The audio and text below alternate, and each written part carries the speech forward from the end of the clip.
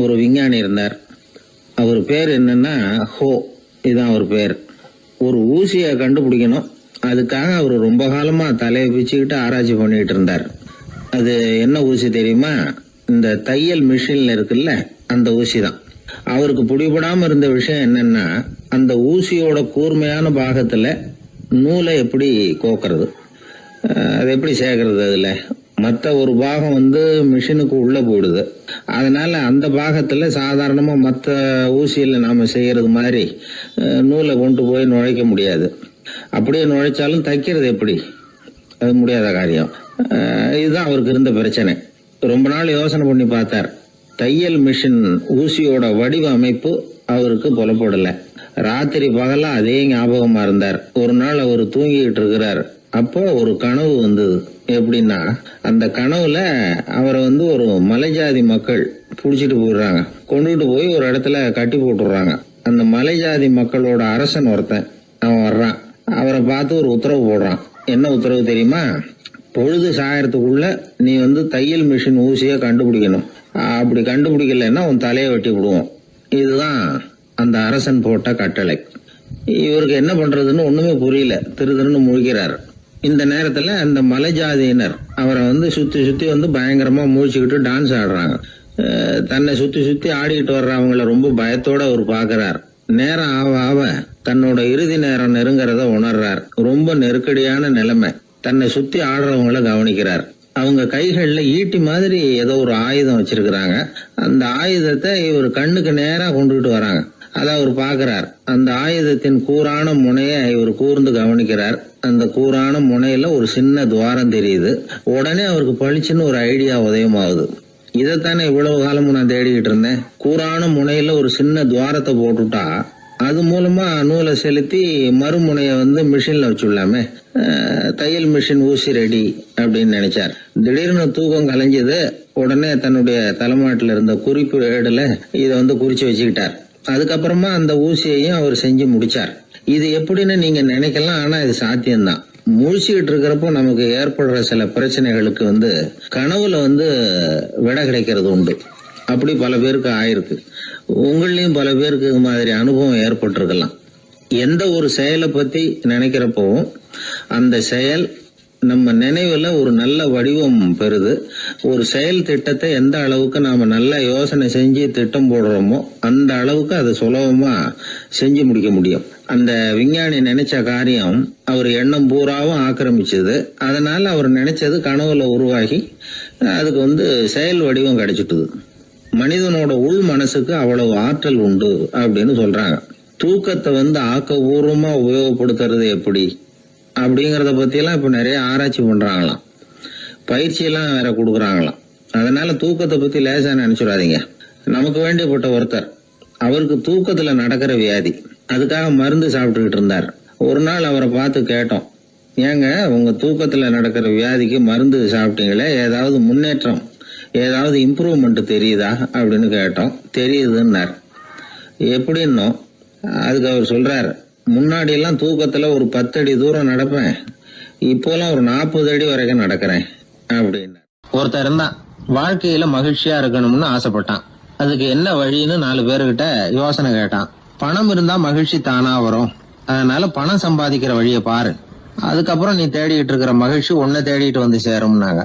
அப்படின்னா மகிழ்ச்சி இருக்கிற இடம் பணம் தான் அப்படின்னு அவன் முடிவு பண்ணிக்கிட்டான். அதை சேர்க்க ஆரம்பிச்சான். கொஞ்ச நாள்ல பெரிய ஆளாயிட்டான். செல்வம் நிறைய சேர்ந்து போச்சு. இப்பவும் அவனுக்கு மகிழ்ச்சி கிடைக்கல. மறுபடியும் நண்பர்கள் கிட்ட யோசனை கேட்டான். பணம் சேர்த்தா மட்டும் இன்பம் வந்துடாது, அதை செலவு பண்ணு, பணம் மூலமா இன்பத்தை தேடு, கிடைக்கும் அப்படின்னு யோசனை சொன்னாங்க. உடனே அந்த பணத்தை எடுத்துக்கிட்டு ஊர் பூரா சுத்தினான். வெளிநாடுகள் எல்லாம் போனான், சுத்தி பார்த்தான். அப்புறம் அவனுக்கு விருப்பமானதையெல்லாம் வாங்கி சாப்பிட்டு பார்த்தான். மது, போதை பழக்கம், இப்படி எதுலயும் ஈடுபட்டு பார்த்தான். கல்யாணம் பண்ணிக்கிட்டான், குடும்பம் நடத்தினான். எப்படி இருந்தாலும் அவன் எதிர்பார்க்கிற மகிழ்ச்சி அவனுக்கு கிடைக்கல. அதனால மகிழ்ச்சிங்கிறது எங்க இருக்குங்கிற ரகசியத்தை அவனால கண்டுபிடிக்கவே முடியல. கடைசியா ஒரு பெரியவர்கிட்ட யோசனை கேட்டான். அவர் சொன்னார், இல்லறத்திலேயும் உனக்கு மகிழ்ச்சி கிடைக்கலன்னா உனக்கு துறவரத்துலதான் அது கிடைக்கும்னு நினைக்கிறேன். சரி, அதையும் தான் முயற்சி பண்ணி பாப்போமே அப்படின்னு அவன் முடிவு பண்ணிக்கிட்டான். துறவரம்னா சும்மாவா? எல்லாத்துக்கும் அவன் துணிஞ்சுட்டான். வீட்டுல இருந்த நகை, பணம், பவுனு, வைரம், வைடூரியம் எல்லாத்தையும் ஒரு மூட்டையா கட்டி எடுத்துக்கிட்டான். ஒரு யோகியை தேடிட்டு போனான். அவர் காலடியில கொண்டுட்டு போய் வச்சான். அவர் நிமிர்ந்து பார்த்தார். என்ன இதெல்லாம்னார். இதெல்லாம் இனிமே எனக்கு தேவையில்லைன்னா. சரி, அப்படின்னா உனக்கு என்னதான் தேவைன்னார். எனக்கு மகிழ்ச்சி தேவை, மன அமைதி தேவைன்னா. அந்த யோகி தன்னுடைய காலடியில் இருந்த மூட்டையை பிரிச்சு பார்த்தார். உள்ள தங்கம், வைரம், நகை, பணம் எல்லாம் இருக்கு. அவ்வளவுதான். அவசரமா அதை சுருட்டி எடுத்துக்கிட்டார். தலையில வச்சுட்டு ஒரே ஓட்டமா ஓட ஆரம்பிச்சுட்டார். இவனுக்கு அதிர்ச்சியா போட்டுது. அடடா, இந்த ஆளு போலி ஆசாமி போல இருக்க, ஏமாந்துட்டோமே அப்படின்னு நினைச்சான். வருத்தப்பட்டான். அந்த தூக்கம் ஆத்திரமா மாறிச்சு. உடனே அந்த யோகியை துரத்த ஆரம்பிச்சான். அவரு ஒரே ஓட்டமா ஓடுறார். சந்து பூந்தெல்லாம் நுழைஞ்சு ஓடுறார். இவனும் விடாம துரத்துறான். கடைசியா அந்த யோகி மூச்சு இறக்க ஒரு இடத்துல வந்து நின்னார். அது எந்த இடம்னா ஒரு புறப்பட்ட இடம். எங்க இருந்து ஓட ஆரம்பிச்சாரோ அங்கே வந்து நின்னார். துரத்திட்டு வந்தவனும் ஓடி வந்து நின்னான். இப்ப அந்த யோகி சொன்னார், என்னப்பா பயந்துட்டியா? இந்தா உன்னோட செல்வம், நீயே வச்சுக்கோ அப்படின்னு சொல்லி மூட்டையை திருப்பி கொடுத்தார். கைவிட்டு போன தங்கமும், வைரமும், பணமும் திரும்ப கிடைச்சிட்டுதுங்கிறதுல அவனுக்கு ஏகப்பட்ட மகிழ்ச்சி. இப்போ மறுபடியும் அந்த யோகி சொல்றார், நீ வர்றதுக்கு முன்னாடி கூட இந்த தங்கமும் வைரமும் உங்ககிட்டதான் இருந்தது. ஆனா அப்போ உனக்கு மகிழ்ச்சி இல்ல. இப்போ உங்ககிட்ட இருக்கிறதும் அதே தங்கமும் வைரமும் தான். ஆனா இப்போ உன் மனசுல மகிழ்ச்சி இருக்கு. இதுல இருந்து என்ன தெரியுது? மகிழ்ச்சிங்கிறது வெளியில இல்ல, உள்ள இருக்கு. அது நம்ம மனசுல இருக்கு. இதை நல்லா புரிஞ்சுக்கணும். தங்கத்தையும் வைரத்தையும் மூட்டை கட்டி தலையில வச்சுக்கிட்டு அலைஞ்சானே, அவன் மாதிரிதான் நம்மள பல பேருக்கும் மகிழ்ச்சி எங்க இருக்குங்கிற உண்மை புரியறது இல்ல. அதனாலதான் பல சமயங்கள்ல நாம மகிழ்ச்சிக்காக அடுத்தவங்களை சார்ந்து இருக்கிறோம். நமக்கு வேண்டியப்பட்ட ஒருத்தன் பணம், நகை எல்லாத்தையும் ஒரு மூட்டையா கட்டி எடுத்துக்கிட்டு ஒருத்தர் காலடியில வச்சான். இது எனக்கு தேவையில்லைன்னா. உனக்கு என்னதான் தேவைன்னார் அவர். எனக்கு மன அமைதி தேவைன்னா. உனக்கு மன அமைதி தேவைப்படுகிற அளவுக்கு இப்ப என்ன ஆயிட்டுதுன்னார் அவர். வேற ஒண்ணும் இல்ல, இந்த பணத்தையும் நகையையும் நான் யாரு வீட்டுல எடுத்தனோ அந்த வீட்டுக்காரங்க இப்ப என் பின்னாடி துரத்திட்டு வந்துட்டு இருக்கிறாங்க, அவ்வளவுதான் அப்படின்னு நானா. மகிழ்ச்சியை தேடுகிறவர்கள் இந்த உலகத்துல அதிகம். அது எங்க இருக்குன்னு புரிந்து கொண்டவர்கள் ரொம்ப குறைவு. எது உண்மையான மகிழ்ச்சி அப்படிங்கறத புரிஞ்சுக்கிட்டு அதுக்கு தகுந்த மாதிரி நம்முடைய வாழ்க்கையை அமைச்சுக்கணும். ஒரு குழந்தை அம்மா கிட்ட போச்சு, அம்மா என்ன தூக்கிக்கா. உடனே அந்த அம்மா அந்த குழந்தைய தூக்கி இடுப்புல வச்சுக்கிறாங்க. எந்த பக்கம் வச்சுக்கிறாங்க? இடது பக்கம். பொதுவா குழந்தைய தூக்குறவங்க யாரும் வலது பக்கம் இடுப்புல வச்சுக்கிறது இல்ல. விவரம் தெரியாத சில ஆம்பளைகளை அப்படி தூக்கி வச்சுக்கிட்டு அலையிறது உண்டு. ரொம்ப காலமாவே குழந்தைகளை இடுப்புல இடது பக்கமா வச்சிருக்கிற பழக்கம் தான் இருந்து வந்திருக்குது. இதுக்கு ஆய்வாளர்கள் என்ன காரணம் சொல்றாங்க தெரியுமா?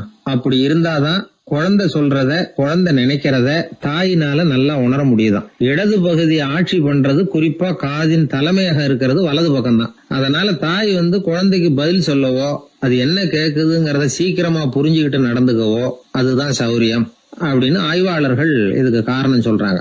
இதனால என்ன ஆகுதான்? தாய்க்கும் குழந்தைக்கும் நெருக்கம் அதிகமாகுதான், குழந்தைக்கும் பாதுகாப்பு அதிகமா. அது மட்டும் இல்ல, ஒரு தாய் தன்னுடைய குழந்தைய இடுப்புல சுமக்கிறதுனால அவள் நினைக்கிறத, அவளோட இதய துடிப்ப குழந்தை உணர்தான். 9 மாதத்துக்கு அதிகமா இருந்த இடம் இல்லையா, அதனால அவளை பத்தி நல்லா அறிந்து கொள்ளுகிற வாய்ப்பும் குழந்தைக்கு கிடைக்குது.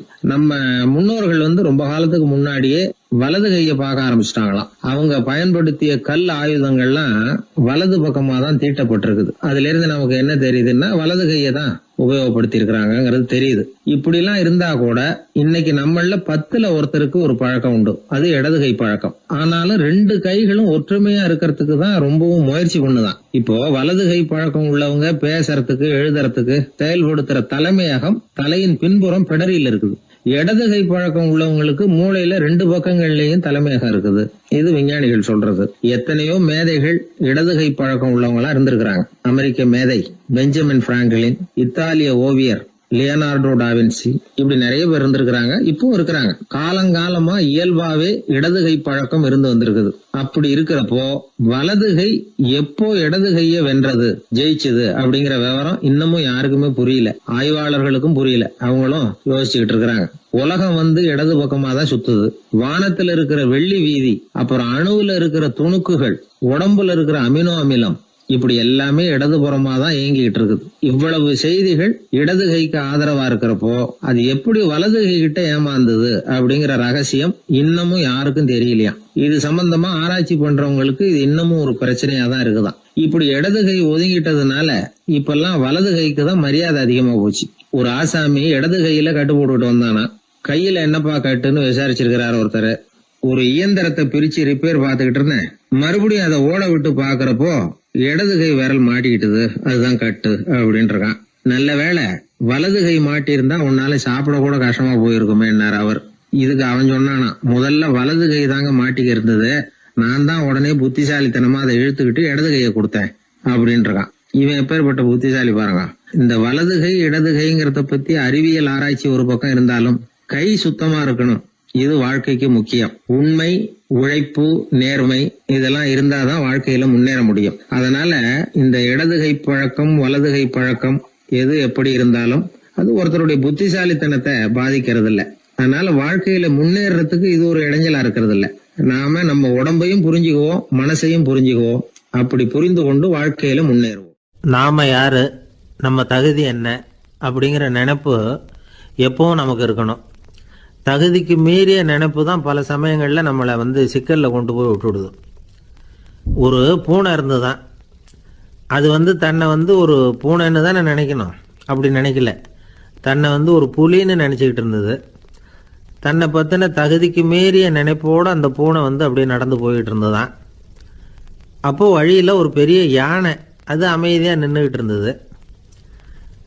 இந்த யானை ரொம்ப பொறுமையாக நின்றுக்கிட்டு இருக்கிறது இந்த பூனைக்கு ஒரு மாதிரியாக தெரிஞ்சிருக்கு. ஏன்னா பொறுமையாக ஒருத்தர் இருந்தால் அவங்ககிட்ட போய் ஏதாவது வாலாட்டி பார்க்கலாம்னு ஒரு ஆசை வருது இல்லை. அது மாதிரி பொறுமையாக நின்றுக்கிட்டு இருக்கிறது பூனைக்கு அதுக்கிட்ட போய் கொஞ்சம் வாலாட்டி பார்க்கலாமே அப்படின்னு ஒரு ஆசை. உலக இயல்பு தானே அது. இந்த பூனை ரொம்ப நல்ல புள்ள மாதிரி அந்த யானை இருக்கிற பக்கமாக போகுது. அந்த யானையை சுற்றி சுற்றி வருது, உத்து பார்க்குது, வாய் துருதுருக்குது, வம்பு வளர்க்க ஆரம்பிக்குது. அந்த யானைகிட்ட போய் என்ன கேட்குது தெரியுமா? எல்லாருக்கும் ஒரு பக்கம்தான் வால் இருக்கும், ஆனால் உனக்கு என்ன இப்படி ரெண்டு பக்கமும் வால் இருக்கிறது மாதிரி இருக்கே அப்படிங்குது. இது வேண்டாத வேலை தானே. இருந்தாலும் அந்த யானை பொறுமையாக பதில் சொல்லுது.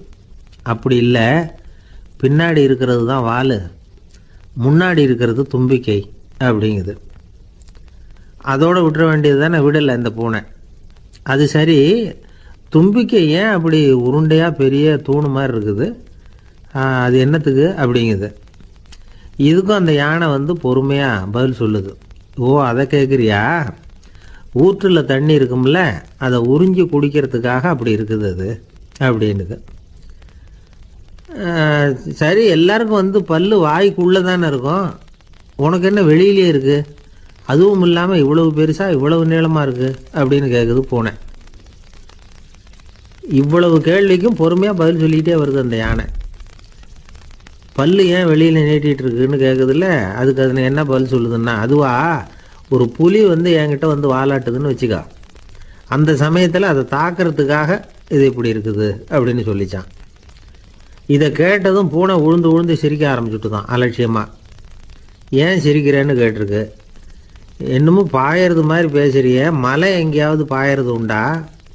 நீ கருப்பாக பெருசாக இருக்கிற மலை மாதிரி இருக்கிற, உன்னால் எப்படி பாய முடியும், அது முடியாத காரியம் அப்படின்னு சொல்லிவிட்டு மறுபடியும் சிரிக்குது அந்த பூனை.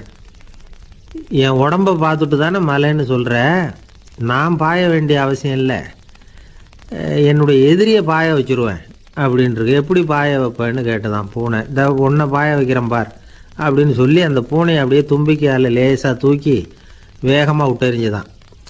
எங்கேயோ போய் தூரத்தில் பொத்துன்னு விழுந்தது அந்த பூனை. அப்பாடான்னு இடுப்பை பிடிச்சிக்கிட்டே எழுந்திரிச்சு நின்று பார்க்குது. தூரத்தில் அந்த யானை இன்னமும் பொறுமையாக ஆனால் கம்பீரமாக நின்றுக்கிட்டு இருக்குது. இப்போ தான் அந்த பூனைக்கு ஞானோதயம் பிறக்குதான்.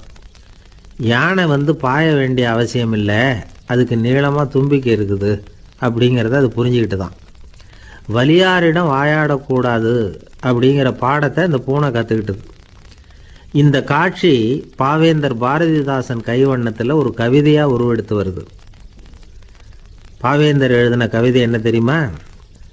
இரண்டு பக்கமும் வாலா என்றது பூனை, எதிரிலே தும்பிக்கை என்றது யானை, உருண்ட துதிக்க ஏனோ என்றது பூனை, ஊற்று நீரை உறிஞ்ச என்றது யானை, திரண்டு நீண்ட பல் ஏன் என்றது பூனை, சீரும் புலியை தாக்க என்றது யானை, இருண்ட மலை பாயாதென்றது பூனை, எடுத்தெறிந்தது பூனையை போய் யானை. இந்த கவிதையில் ஒரு பாடமும் இருக்குது, படமும் இருக்குது. அதாவது இதை படிக்கவும் முடியுது, பார்க்கவும் முடியுது.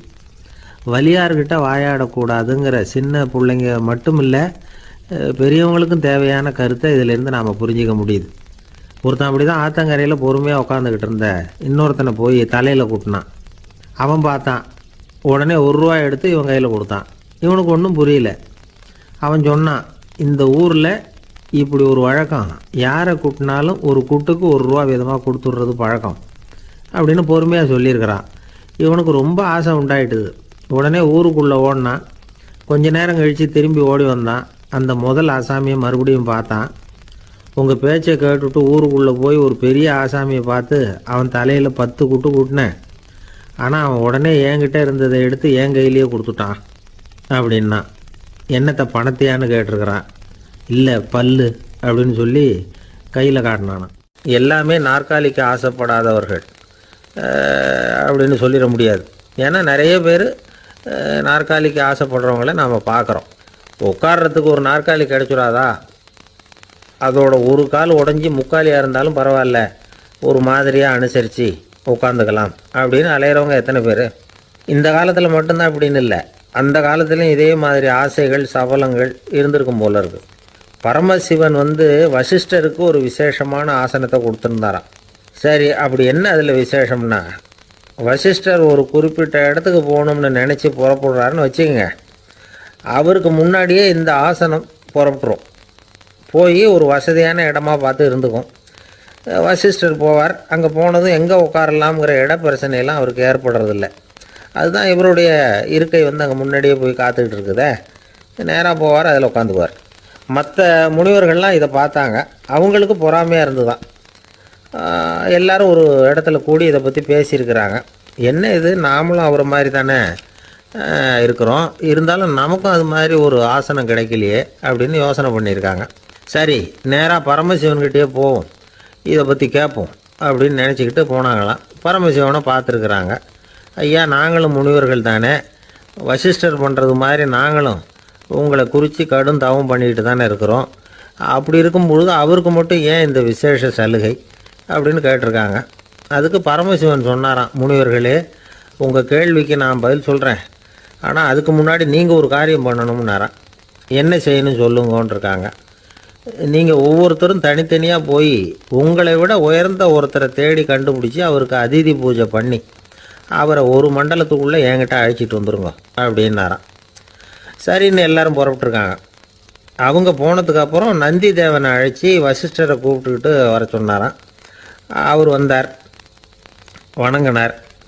வசிஷ்டரே, இன்னையிலேருந்து ஒரு மண்டலத்துக்குள்ளே உங்களை விட தாழ்ந்தவர் ஒருத்தரை தேடி கண்டுபிடிச்சி அவருக்கு அதிதி பூஜை பண்ணி அவரை என்கிட்ட கூப்பிட்டுட்டு வாங்கன்னு விட்டார்.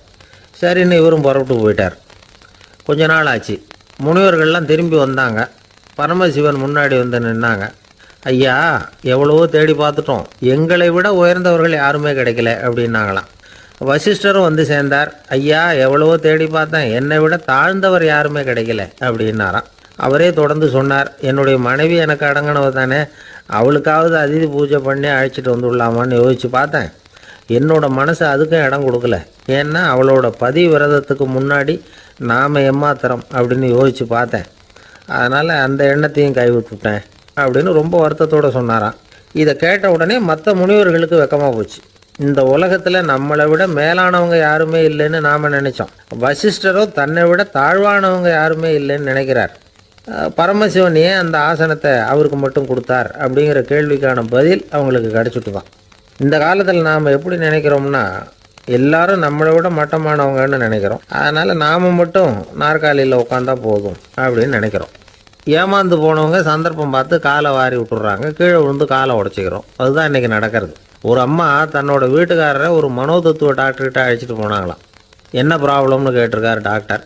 எங்கள் வீட்டுக்காரர் அடிக்கடி நாற்காலியில் உட்காந்து காலை உடச்சிக்கிறார் அப்படின்னாங்களாம். அப்படின்னா அந்த நாற்காலியில் தான் ஏதோ கோளாறு அப்படின்னாராம் டாக்டர். அப்படி இருக்க முடியாது டாக்டர் அப்படின்னாங்களாம் அந்த அம்மா. அது எப்படி அவ்வளோ உறுதியாக சொல்கிறீங்கன்னு கேட்டிருக்காரு அந்த டாக்டர். எங்கள் வீட்டில் நாற்காலியே கிடையாது டாக்டர், இவர் இருக்கிறதா நினச்சிக்கிட்டு உட்கார்றார், அதுதான் ப்ராப்ளம். அப்பா, மின்சார பல்பு ஃபீஸாக போயிட்டுது, வேற ஒன்று வாங்கி மாட்டணும் அப்படின்னா பையன். சரி, போய் புதுசாக ஒன்று வாங்கிட்டு வாடா அப்படின்னு காசு கொடுத்தாரு அப்பா. இவன் ஓடி போய் வாங்கிட்டு வந்தான். அப்பா கிட்ட கொடுத்தான். அவர் மாட்டினார். அதுக்கப்புறம் அவரை பார்த்து ஒரு கேள்வி கேட்டான். ஏன்பா, இந்த பல்பு ஏன் உடைய மாட்டேங்குது அப்படின்னா. இது என்னடா கேள்வி, நாம கீழே போடல அதனால உடையலைன்னார். அப்பாவோட புத்திசாலித்தனம் அவ்வளவுதான். ஆனா பையன் கேட்டது அந்த அர்த்தத்துல இல்ல. ஒரு மின்சார பல்பு குமிழின் கண்ணாடி இருக்குல்ல, அதோட கனம் எவ்வளவு இருக்கும்? ஒரு 1/2 மில்லிமீட்டர் அவ்வளவுதான் இருக்கும் அந்த கனம். அவ்வளவு மெலிசா இருக்கிற ஒரு கண்ணாடி குமிழ இந்த ஹோல்டர்ல மாற்றம் நம்ம விரலால அழுத்தி புடிச்சு திருக வேண்டியிருக்கு அந்த சமயத்துல. அப்படி செய்யறப்ப அது உடையறது இல்ல. நம்ம விரலோட அழுத்தத்தை தாங்கி நிற்கிற அளவுக்கு அதுக்கு பலம் எங்க இருந்து வந்தது? இதுதான் பையன் கேட்ட கேள்வியோட அர்த்தம். இந்த காலத்து பிள்ளைங்களுக்கு விஞ்ஞான அறிவு அதிகம், அதனால இப்படி எல்லாம் கேள்வி கேட்பாங்க. அப்பாவுக்கு தெரியுதா இல்லையான்னு சோதிக்கிறதுக்காக கூட இப்படி கேட்பாங்க. இந்த மாதிரி சோதனைக்கெல்லாம் இந்த காலத்து அப்பாக்கள் தயாரா இருக்கணும், இல்லைன்னா பையன் அலட்சியமா நினைச்சிருவான். மின்சார பல்பு கண்ணாடி மெலிசா இருந்தாலும் நாம அழுத்தி பிடிக்கிறப்போ அது உடையாம இருக்கிறதுக்கு காரணம் நாம இயற்கையோட ஒரு தத்துவத்தை அதுல பயன்படுத்தி இருக்கிறோம். அது என்ன இயற்கையின் தத்துவம்?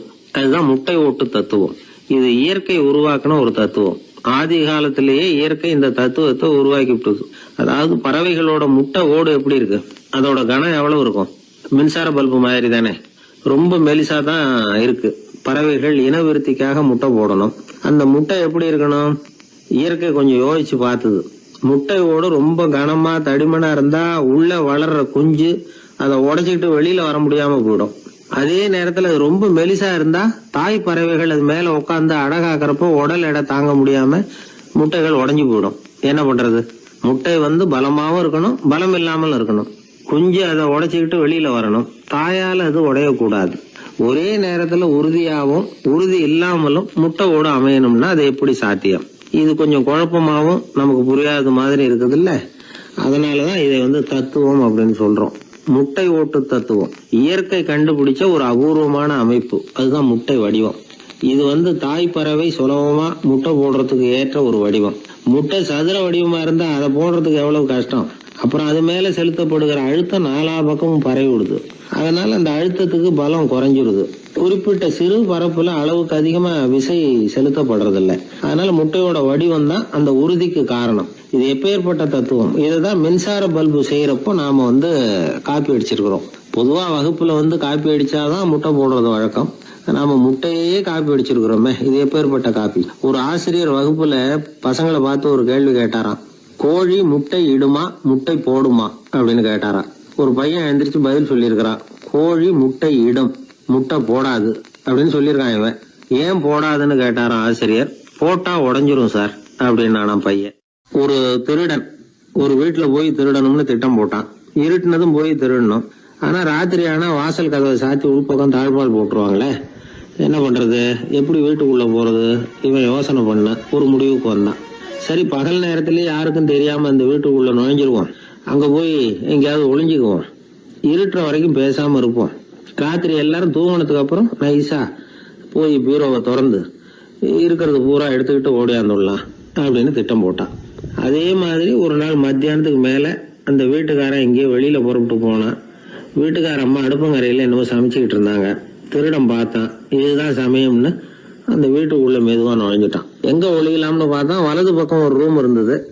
அங்க போனான். அங்க ஒரு படுக்கை அறை, அங்க ஒரு பெரிய கட்டில் இருந்தது. அதுக்கு அடியில போய் பதுங்கிட்டான். இருட்டுனது நம்ம வேலையை ஆரம்பிக்கலாம், அது வரைக்கும் பொறுமையா இருக்கணும் அப்படின்னு சொல்லி பேசாம வாயை மூடிட்டு கம்முன்னு இருக்கிறான். ரொம்ப நேரம் கழிச்சு வெளியில போயிருந்த வீட்டுக்காரன் திரும்பி வந்தான். சாப்பிட்டான். லைட்டை நிறுத்தி விட்டு படுத்துட்டான். அந்த அம்மாவும் வேலையெல்லாம் முடிச்சுட்டு படுத்துட்டாங்க. நடு ராத்திரி. விடி விளக்கு லேசா எரிஞ்சுக்கிட்டு இருக்கு. வீட்டுக்காரன் லேசா கண்ணை முழிச்சான். கட்லுக்கு நேரா எதிரில ஒரு கண்ணாடி. அதுல பாக்குறான், கட்லுக்கு கீழே ஒரு திருடன் ஒளிஞ்சு இருக்கிறது தெரிஞ்சு போச்சு. உடனே அவன் திருடன் சத்தம் போடல, யோசனை பண்ணான். மேஜையில இருக்கிற கத்தி எடுத்து கையில வச்சுக்குவோமா அப்படின்னு யோசனை பண்ணான். இந்த சந்தர்ப்பத்துல கத்தியை உபயோகப்படுத்துறதை விட புத்தியை உபயோகப்படுத்துறது தான் சாமர்த்தியம் அப்படின்னு நினைச்சான். உடனே அது பிரகாரம் செயல்பட ஆரம்பிச்சிட்டான். என்ன பண்ணான் தெரியுமா? எதையும் வெளியில காட்டிக்காம ரொம்ப சர்வசாதாரணமா தன்னுடைய மனைவி கிட்ட பேச ஆரம்பிச்சான். மனைவியும் புத்திசாலி, அதனால அவங்களுக்கு தெரியும். அவங்களும் வீட்டுக்காரர் கேட்ட கேள்விக்கு பொருத்தமா பதில் சொல்ல ஆரம்பிச்சாங்க. இவன் கேட்டான், இத பாரு, நமக்கு குழந்தை பிறந்தா அதுக்கு கிருஷ்ணமூர்த்தின்னு தான் பேர் வைக்கணும் அப்படின்னா. அதெல்லாம் முடியாது. ஆம்பளை பிள்ளையா இருந்தா ஏகாம்பரம், பொம்பளை பிள்ளையா இருந்தா பங்கஜவல்லி, இதுதான் அவங்க மாமனார் மாமியார் பேர், அதான் வைக்கணும் அப்படின்னாங்க அந்த அம்மா. அதெல்லாம் முடியாது, நான் முடிவு பண்ணிவிட்டேன் கிருஷ்ணமூர்த்தின்னு கத்தனா அவன். இல்ல ஏகாம்பரம் பங்கஜவல்லின்றது இந்த அம்மா. வாதம் முத்தி போச்சு. கிருஷ்ணமூர்த்தி கிருஷ்ணமூர்த்தி கிருஷ்ணமூர்த்தின்னா அவன். ஏகாம்பரம் பங்கஜவல்லி ஏகாம்பரம் பங்கஜவல்லின்னு இவங்க கத்துறாங்க. ஒரே சத்தமா போச்சு. இத கேட்டதும் பக்கத்து வீட்டுல இருந்தவங்க எழுத்த வீட்டுல இருந்தவங்க எல்லாம் எழுந்திரிச்சு ஓடி வந்து இவங்க வீட்டு கதவை தட்ட ஆரம்பிச்சிட்டாங்க. தடன்னு இவன் சாவகாசமா எழுந்திரிச்சு போய் கதவை திறந்தான். என்னங்க இந்த ராத்திரி வேலையில எங்களை எல்லாம் ஏன் கூப்பிட்டீங்க, யாருக்கு என்னாச்சு அப்படின்னு கேட்டாங்க. கேட்டது யாருன்னா பக்கத்து வீட்டு கிருஷ்ணமூர்த்தி, எழுத்த வீட்டு ஏகாம்பரம் பங்கஜவல்லி எல்லாரும். அடடே உங்களை கூப்பிடலீங்க, குழந்தைக்கு பேர் வைக்கிறது சம்பந்தமா எங்களுக்குள்ள சண்டை வந்துட்டுது, அதுதான் விஷயம். வேணும்னா ஏதாவது கட்டிலுக்கு அடியில ஒளிஞ்சிட்டு இருக்கிறான ஒருத்தன், அவனை கூட கேட்டு பாருங்க, அவன் தான் இதுக்கு சாட்சி அப்படிங்கிறான் அந்த ஆளு. உடனே எல்லாரும் விஷயத்த புரிஞ்சுக்கிட்டு திருடனை பிடிச்சி போலீஸ்ல ஒப்படைச்சிட்டாங்களாம். நெருக்கடியான நேரங்கள்ல பதறாம புத்திசாலித்தனமா செயல்படணுங்கிறத தெரிஞ்சுக்கிறதுக்காக இந்த கதை. புத்திசாலித்தனமா செயல்படுற ஒரு குடும்ப தலைவி இருக்காங்க. அவங்க என்ன செய்வாங்க தெரியுமா, எல்லாரும் ராத்திரியானா வீட்டை உள்பக்கமா பூட்டி விட்டு தானே படுப்பாங்க. ஆனா அந்த அம்மா என்ன பண்ணுவாங்கன்னா வீட்டை வெளிப்பக்கமா ஒரு பூட்டு போட்டு பூட்டி விடுவாங்க. எழுத்த வீட்டுக்காரங்க கிட்ட சொல்லி தினமும் இப்படி பூட்டி விட சொல்றது பழக்கம். ஏங்க அப்படி செய்யறீங்க, திருடன் சுலபமா உள்ளே வந்துடக்கூடாதுங்கிறதுக்காகவா அப்படின்னு கேட்டாங்க. இல்லைங்க, சுலபமா வெளியில போயிடக்கூடாதுங்கிறதுக்காக அப்படின்னாங்க. என்னங்க சொல்றீங்க அப்படின்னு கேட்டாங்க. ஆமாங்க, இவருக்கு அந்த பழக்கம் உண்டு அப்படின்னு தன்னுடைய வீட்டுக்காரரை காட்டினாங்க. பக்கத்து வீடுகள் பத்திரமா இருக்கணுங்கிறதுக்காக தன்னுடைய வீட்டை பூட்டி வைக்கிறது ஒரு பெரிய விஷயம் தானே. மகாபாரத யுத்தம் முடிஞ்சது. தர்மர் சக்கரவர்த்தி ஆனார். பீஷ்மர் யுத்த பூமியில அம்பு படுக்கையில படுத்து கிடக்கிறார், உயிரை விட போறார். சூரியன் வட திசை அடையிற உத்தராயண புண்ணிய காலத்தை எதிர்பார்த்து காத்துக்கிட்டு இருக்கிறார். அந்த சமயத்துல தர்மர் கண்ணங்கிட்ட அனுமதி வாங்கிட்டு பீஷ்மரை பாக்கிறதுக்காக குருக்ஷேத்திரத்துக்கு வர்றார். தம்பிமார்கள் திரௌபதி எல்லாரும் கூட வர்றாங்க. பீஷ்மரை பார்த்து எல்லாரும் வணங்குறாங்க. யுதிஷ்டர் பீஷ்மர்கிட்ட வர்ணம், ஆசிரமம், மக்கள் கடமை, அரசருடைய கடமை, இது மாதிரி விஷயங்களை பத்தி நிறைய கேள்விகள்லாம் கேட்கிறார். அவரு ஒவ்வொன்னா கேட்டுக்கிட்டு இருக்கிறாரு. பீஷ்மரும் அதுக்கு தகுந்த பதில் சொல்லிட்டு இருக்கிறார். இப்படி பீஷ்மர் யுதிஷ்டருக்கு தர்மோபதேசம் செஞ்சுக்கிட்டு இருக்கிறப்போ திரௌபதிக்கு சிரிப்பு வந்துட்டுதான். கழுக்குன்னு அந்த அம்மா சிரிச்சுட்டாங்க. அந்த சத்தத்தை கேட்ட பீஷ்மர் தர்மோபதேசத்தை பாதியில நிறுத்தினார். திரௌபதியை பார்த்தார். மகளே ஏம்மா சிரிச்சேன்னு கேட்டார். என்ன மன்னிச்சிருங்க பிதாமகரே, ஏதோ தெரியாம சிரிச்சுட்டேன்னாங்க அவங்க. குழந்தாய், உன்ன மாதிரியே உள்ள உத்தம பெண்கள் காரணம் இல்லாம பலர் முன்னிலையில இப்படி சிரிக்க மாட்டாங்க, வெக்கப்படாம விஷயத்த சொல்லுன்னாரு அவர். திரௌபதிக்கு கண் கலங்க ஆரம்பிச்சு. சுவாமி, நீங்க இப்போ இவ்வளவு தர்மோபதேசம் பண்ணிட்டு இருக்கிறீங்க, இத பாக்குறப்ப எனக்கு திடீர்னு ஒரு சந்தேகம் வந்துட்டுது. அதாவது இன்னைக்கு தர்மத்துக்கு இவ்வளவு சிறந்த விளக்கத்தை கொடுக்கிற இதே பிதாமகர் அன்னைக்கு கௌரவர் சபையில துச்சாதனன் என்ன மானபங்கப்படுத்த முயற்சி பண்ணினப்போ வாய் மூடி மௌனமா பாத்துக்கிட்டு சும்மா தானே இருந்தார். அந்த சமயத்துல இவ்வளவு ஞானத்தையும் எங்க விட்டு வச்சிருந்தார்? ஒருவேளை அதுக்கப்புறம் தான் இந்த தர்ம விஷயங்களை எல்லாம் கத்துக்கிட்டாரா அப்படின்னு யோசிச்சுட்டு இருக்கிறேன். அப்படி யோசிச்சப்போதான் அந்த சிரிப்பு வந்துட்டுது, என்ன மன்னிச்சிருங்க அப்படின்னாங்களாம். பிதாமகர் இதுக்கு அமைதியா பதில் சொல்ல ஆரம்பிச்சார். குழந்தாய், உன்னோட கேள்வி நியாயமானதுதான். இதுல உன்னை நான் மன்னிக்கிறதுக்கு என்னமா இருக்கு? துரியோதனன் சபையில நான் இருந்தப்போ எனக்கு அந்த அறிவு இருக்கதான் செய்தது. ஆனா துஷ்டனான துரியோதனன் உணவை நான் இப்ப சாப்பிட்டுக்கிட்டு இருந்தேன், அவன் போட்ட சாப்பாட்டை சாப்பிட்டுக்கிட்டு இருந்தேன். அது காரணமா என்னுடைய அறிவு மழுங்கி போச்சு. நல்லது கெட்டதை பத்தி ஆலோசிக்க முடியாம போயிட்டுது. தீயவர்கள் போடுற சாப்பாட்டை சாப்பிட்டா சாப்பிடுறவனுடைய மனமும் உடம்பும் கெட்டு போடும் அப்படின்னு சாஸ்திரம்லாம் சொல்லுது. ஆனா இப்போ போர்ல அர்ஜுனன் என் மேல எய்த அம்புகளால என் உடம்புல இருந்த ரத்தம் எல்லாம் வெளியேறி போச்சு. கெட்ட உணவை சாப்பிட்டதுனால உண்டான ரத்தம் பூராவும் இப்போ உடம்பு விட்டு வெளில போயிட்டுது. அதனால என் புத்தியும் தெளிஞ்சுட்டுது. அதனாலதான் இப்போ இந்த அளவுக்கு தர்மத்தின் தத்துவங்களை சரியா எடுத்து சொல்ல முடிஞ்சது அப்படின்னு பீஷ்மர். இதுல இருந்து நாம தெரிஞ்சுக்க வேண்டியது என்னன்னா, யாரு சாப்பிட கூப்பிட்டாலும் உடனே முண்டி அடிச்சுக்கிட்டு கிளம்பி போய் முதல் பந்தியில உட்காந்துடக்கூடாது. கூப்பிடுறவங்க எப்படிப்பட்டவங்க, நல்லவங்களா கெட்டவங்களா அப்படின்னு எல்லாம் யோசிச்சு பாக்கணுமா. கெட்ட எண்ணத்தோட போடப்படுகிற சாப்பாடு புத்தியை மழுங்கடிச்சிரும் அப்படிங்கறது ஒரு பெரிய இந்த காலத்துல பெரியவங்க சொல்ற ஒரு உண்மை. எத்தனையோ பேர் பெரிய உத்தியோகத்துல இருக்கிறவங்கள விருந்துக்கு கூப்பிட்டு சாப்பிட்டு முடிச்ச கையோட முக்கியமான பேப்பர்ல எல்லாம் கையெழுத்து வாங்கிட்டு விட்டுருவாங்களே. கூப்பிடுறவங்க மனசை புரிஞ்சுக்கிட்டு அதுக்கப்புறம் போறதா வேண்டாமா அப்படிங்கறத முடிவு பண்ணணும். சாப்பாட்டுல அவ்வளவு விஷயம் இருக்குது. பீஷ்மருக்கே அந்த நிலைமைன்னா நாமெல்லாம் ஏமாத்திரம். சில சந்தர்ப்பங்கள்ல சாப்பாடு புத்தியில ஒரு தெளிவு உண்டாக்குறதும் உண்டு. ஒரு ஊருக்கு ஒரு பெரிய மகான் வந்தார். அவர் சாப்பிடுறதே இல்ல, எப்போவாவது கொஞ்சம் தண்ணி பால் அவ்வளவுதான். ருசியெல்லாம் கடந்தவர். அவர்கிட்ட எல்லாரும் போய் ஆசீர்வாதம் வாங்கினாங்க. அந்த ஊர்ல ஒரு ஹோட்டல், அதோட முதலாளி ஒருத்தர், அவரும் அந்த மகான் கிட்ட ஆசீர்வாதம் வாங்கறதுக்காக போனார். அவரு முன்னாடி போய் பணிவா நின்னார். துண்டை இடுப்புல கட்டிக்கிட்டு காலில் விழறதுக்காக போனார். அதுக்கு முன்னாடி அந்த மகான் எழுந்திருச்சு இவர் காலில் விழுந்துட்டார். ஹோட்டல் முதலாளி பதறி போயிட்டார். சுவாமி, என்ன இது அபச்சாரம், நீங்க தான் என்ன ஆசீர்வாதம் பண்ணணும்னார். அதுக்கு அந்த சாமியார் சொன்னார், அப்படி இல்லைங்க, நீங்க தான் என்ன ஆசீர்வாதம் பண்ணணும். ஏன்னா கொஞ்ச காலத்துக்கு முன்னாடி உங்க ஹோட்டல்ல தான் நான் வந்து அக்கௌண்ட் வச்சு சாப்பிட்டுக்கிட்டு இருந்தேன். இன்னைக்கு நான் ருசியெல்லாம் கடந்து வெறுத்து ஞானியா போறதுக்கு நீங்க தான் காரணம், உங்க சாப்பாடு தான் காரணம் அப்படின்னாரு. பத்திரிகையில வர்ற செய்திகளை கூட நகைச்சுவையா சொல்றது உண்டு. அதாவது அதை நேரடியா சொன்னா வானொலியில அனுமதிக்க மாட்டாங்க சில விஷயங்களை. அது சின்னாருக்கு கௌரவ குறைச்சல், அது வேடிக்கை கலந்து நகைச்சுவோடு சொல்லும் பொழுது அதை அனுமதிச்சிருவாங்க. அப்ப அந்த விசாரணை கமிஷன் அது இது நிறைய நடந்துகிட்டு இருந்தது. டெல்லியில இருந்து அமலாக்க பிரிவு அதிகாரிகள்லாம் வராங்க போறாங்கன்னு பத்திரிகையில அமர்க்கலப்பட்ட இடம். அந்த நேரம் வந்து நான் ஒரு ரேடியோவில் ஒரு செய்தியை தயார் பண்றோம். அப்ப என்ன பண்ணேன்னா, இது மாதிரி அந்த பத்திரிகை செய்தியை வச்சுக்கிட்டே ஒரு செய்தி சொன்னோம், இன்னொரு தகவல் சொல்லி. அதனால ஒருத்தன் வந்து தமிழ்நாட்டுல ஒரு ஆள், அவன் திடீர்னு வந்து கோடீஸ்வரன் ஆயிட்டான். நேத்து வரைக்கும் சாதாரணமா இருந்தா இன்னைக்கு கோடீஸ்வரன் ஆயிட்டான். டெல்லியில இருந்து 2 அதிகாரிகள் வராங்க, எப்படி அவன் பணம் சேர்த்தான்னு கண்டுபிடிக்கிறதுக்கு. அவனை கூப்பிட்டு 2 அதிகாரிகளும் எப்படிடா பணம் சேர்த்த? நான் ஒன்னும் தப்பான வழியில பணம் சேர்க்கல சார், நான் வந்து பந்தயம் கட்டியே பணக்காரன் ஆயிட்டேன். பந்தயம் கட்டி எப்படிடா பணக்காரன் ஆக முடியும் அப்படின்னா, நீங்க நம்புங்க சார், நான் பந்தயம் கட்டி தான் பணக்காரன், தப்பான வழியில சேரல சார். பந்தயம் கட்டி எப்படிடா கோடீஸ்வரன் ஆனு அப்படின்னா, நாங்க நம்ப முடியாதுன்னு இருக்கான் விசாரிக்க வந்தவன். அப்படின்னா உங்ககிட்ட ஒரு பந்தயம் கட்டட்டுமான் இருக்கான். விசாரிக்க வந்தவன்ட்டிய என்னடா பந்தயம் அப்படின்னா, ஒண்ணுமில்ல சார், இது என் கண்ணு, இது என் பல்லு, என் கண்ணை என் பல்லாலேயே கடிக்கிறேன், எவ்வளவு பந்தயம். விசாரிக்க வந்தவன் 100 ரூபாய் எடுத்து வச்சான், இதை ப்ரூவ் பண்றான்னு. அப்படியே கண்ணை எடுத்துட்டான். அது பளிங்கு கண்ணு, ஏற்கனவே ஒரு கண்ணு பளிங்கு கண்ணு வச்சுனா எடுத்து கடிச்சு விட்டான். இது விசாரிக்க வந்தாலும் 100 ரூபாய் விட்டுட்டு நிக்கிறான். எப்படி பணம் சேர்த்தான்னு வந்தவன். உடனே இன்னொருத்தன், இவன்ட்ட என்னடா பேச்சு கொடுக்காரா, நம்ம பணம் தான் அங்க போயிட்டு இருக்கு, உனக்கு விசாரிக்க தெரியல, போடா நான் விசாரிக்கிறேன்னு அடுத்த வந்தான். அது நீ ஒழுங்கா சொல்றேன், எப்படிடா பணம் சேர்த்தேன் சார், நீங்க கொஞ்சம் புத்திசாலியா தெரியுது அவரை விட, நீங்களாவது நம்புங்க சார், பந்தயம் கட்டி தான் பணம் சேர்த்தேன், நான் நம்ப முடியாது அப்படின்னா உங்ககிட்ட இன்னொரு பந்தயம் கட்டட்டுமா அப்படின்றான். வேண்டாம், அவனை ஏமாத்தி விட்டேன் அதனால வேண்டான்றான். இல்ல சார், அவரு ஏமாந்தது பொய் கண்ணு, பளிங்கு கண்ணுன்னு தெரியாது, ஏமாந்துட்டார்.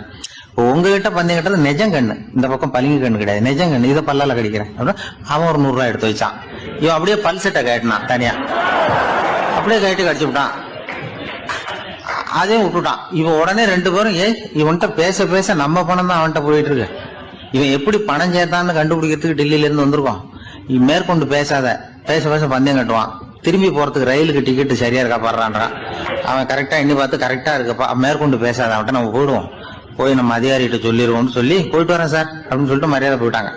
போய் டெல்லியில பெரிய அதிகாரிகிட்ட போய், சார் அவன்கிட்ட வந்து விசாரிச்சு பார்த்தோம் சார், தமிழ்நாட்டுல பந்தயம் கட்டி தான் பணம் சேர்த்தேன்னு சாதிக்கிறான், எங்ககிட்ட ஒரு 200 ரூபாய் வாங்கிட்டான் சார் அப்படின்னு. அவருக்கு கோவம் வந்துட்டுது. இந்தியாவுக்கே தலைமை அதிகாரி, இதுக்காகவாடா நீங்க இருக்கீங்க, எத்தனை பேர் இருக்கீங்க உங்களை மாதிரி ஜூனியர் ஆபீசர்ஸ் நம்ம ஆபீஸ்ல இந்தியா பூரா விசாரிக்கிறதுக்கு அப்படின்னா 30 பேர் இருக்கோம் சார்.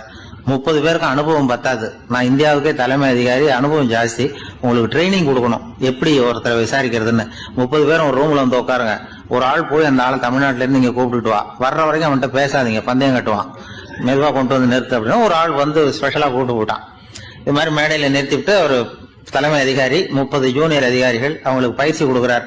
இவனை பார்த்து, ஒழுங்கா சொல்லு, எப்படி பணம் சேர்த்த, நான் இந்தியாவுக்கே தலைமை அதிகாரி, என்கிட்ட உண்மையை ஒத்துக்கிட்டீங்கன்னா உன்னை அப்ரூவர் ஆக்கிடுவேன் அல்லது தண்டனையை குறைப்பேன், அந்த அதிகாரம்லாம் என்கிட்ட உண்டு, ஒழுங்கா சொல்லு அப்படிங்கிறார்.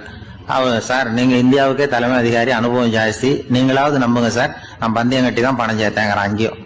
இங்கேயே வந்து இப்படி சாதிக்கிறேன், உன்னை நம்ப முடியாதரா அப்படின்னா உங்ககிட்ட ஒரு பந்தயம் கட்டட்டுமா நானா அவர்கிட்ட போய், வேணாண்டா என் ஆளை ஏமாத்தி விட்டேன் அப்படின்னா. இல்ல சார், அவங்க ஏமாந்தது என் உடம்ப பத்தின ரகசியம், என் கண்ணு பளிங்கு கண்ணுன்னு தெரியாது, நான் பல்செட்டு கட்டியிருந்தது தெரியாது, ஏமாந்துட்டாங்க. இப்ப நான் உங்ககிட்ட கட்டுற பந்தயம் உங்க உடம்ப பத்தின ரகசியம். என் உடம்புல என்னடா ரகசியம், முதுகுல, உங்க முதுகுல 1 ரூபா அகலத்துக்கு கருப்பா ஒரு மச்சம் இருக்கு, உண்டா இல்லையானா, இல்லேன்னு தெரியும் அவருக்கு. இல்லடா, நேத்து வரைக்கும் இல்ல சார், இப்ப இருக்குது மச்சம் அப்படின்னு. உடனே 100 ரூபாய் எடுத்து வச்சார் அவர் தலைமை அதிகாரி. ஒரு 100 ரூபாய் வச்சு சட்டையை கட்டி காட்டுறாரு, மச்சம் இல்ல. இவன் தோத்துட்டான், இங்கிருந்து போனவன்.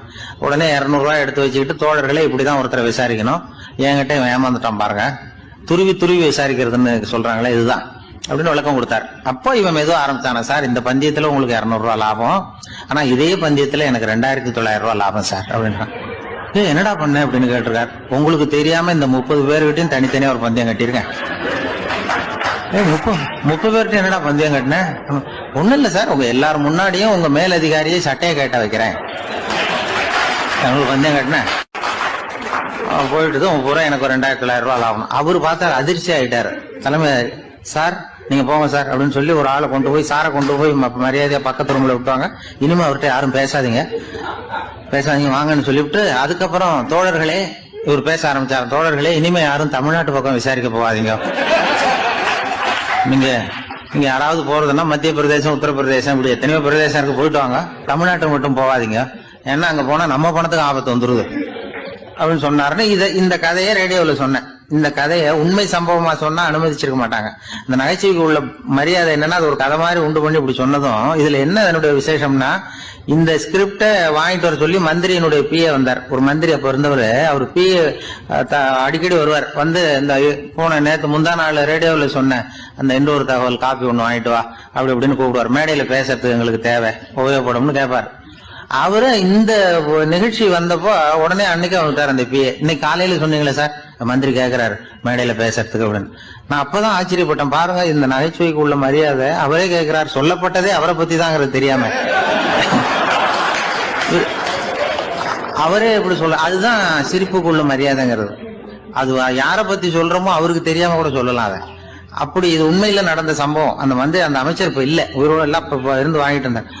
கிராமத்துல ஒருத்தன் வந்து தன்னுடைய நகங்களை வெட்டிக்கிட்டு இருந்தான். வெட்டி முடிச்சதும் ஒரு வயசானவர் அவனை பார்த்து, அதெல்லாம் அடுத்தவன் கண்ணில் படுறது மாதிரி போட்டுறாதப்பா, ஆபத்துன்னார். என்ன ஆபத்துன்னு கேட்டான் இவன். எவனாவது பில்லி சூனியம் வைக்கிறவன் எடுத்துட்டு போயிட போறான் அப்படின்னாரு அவர். வேண்டாத ஒருத்தனுக்கு ஏதாவது கெடுதல் பண்ணணும்னா உடனே மந்திரவாதியை தேடி போறது உண்டு. மந்திரவாதி என்ன பண்ணுவாருன்னா, யாருக்கு சூன்யம் வைக்கணுமோ அவனோட காலடி மண்ணு, முடி, நகம் இதையெல்லாம் அவனுக்கு தெரியாம எடுத்துட்டு வா அப்படிம்பார். இது மட்டும் இல்ல, அழுக்கு துணி, பேரு, மனித உருவம் மாதிரி செய்யப்பட்ட பொம்மை இதையெல்லாம் கூட மந்திரவாதிகள் பயன்படுத்துறது உண்டு. இதெல்லாம் ஏமாத்து வேலை. மனிதனுடைய முடி, நகம் இதெல்லாம் வெட்ட வெட்ட வளருது இல்லையா, அதனால அதுக்குள்ள உயிர் இருக்கிறதாக ஆதி மனிதர்கள் நம்பி இருப்பாங்க. அதனால மனுஷங்கிட்ட இருந்து அதெல்லாம் பிரிக்கப்பட்ட பிறகும் கூட அதுகளுக்கும் அந்த மனுஷனுக்கும் தொடர்பு இருக்கிறதாக அவங்க நம்பினாங்க. அந்த நம்பிக்கை தொடர்ந்து வந்து அதோட விளைவாதான் இன்னைக்கு மந்திரவாதிகள் நகத்தையும் முடியையும் எடுக்கிறாங்க.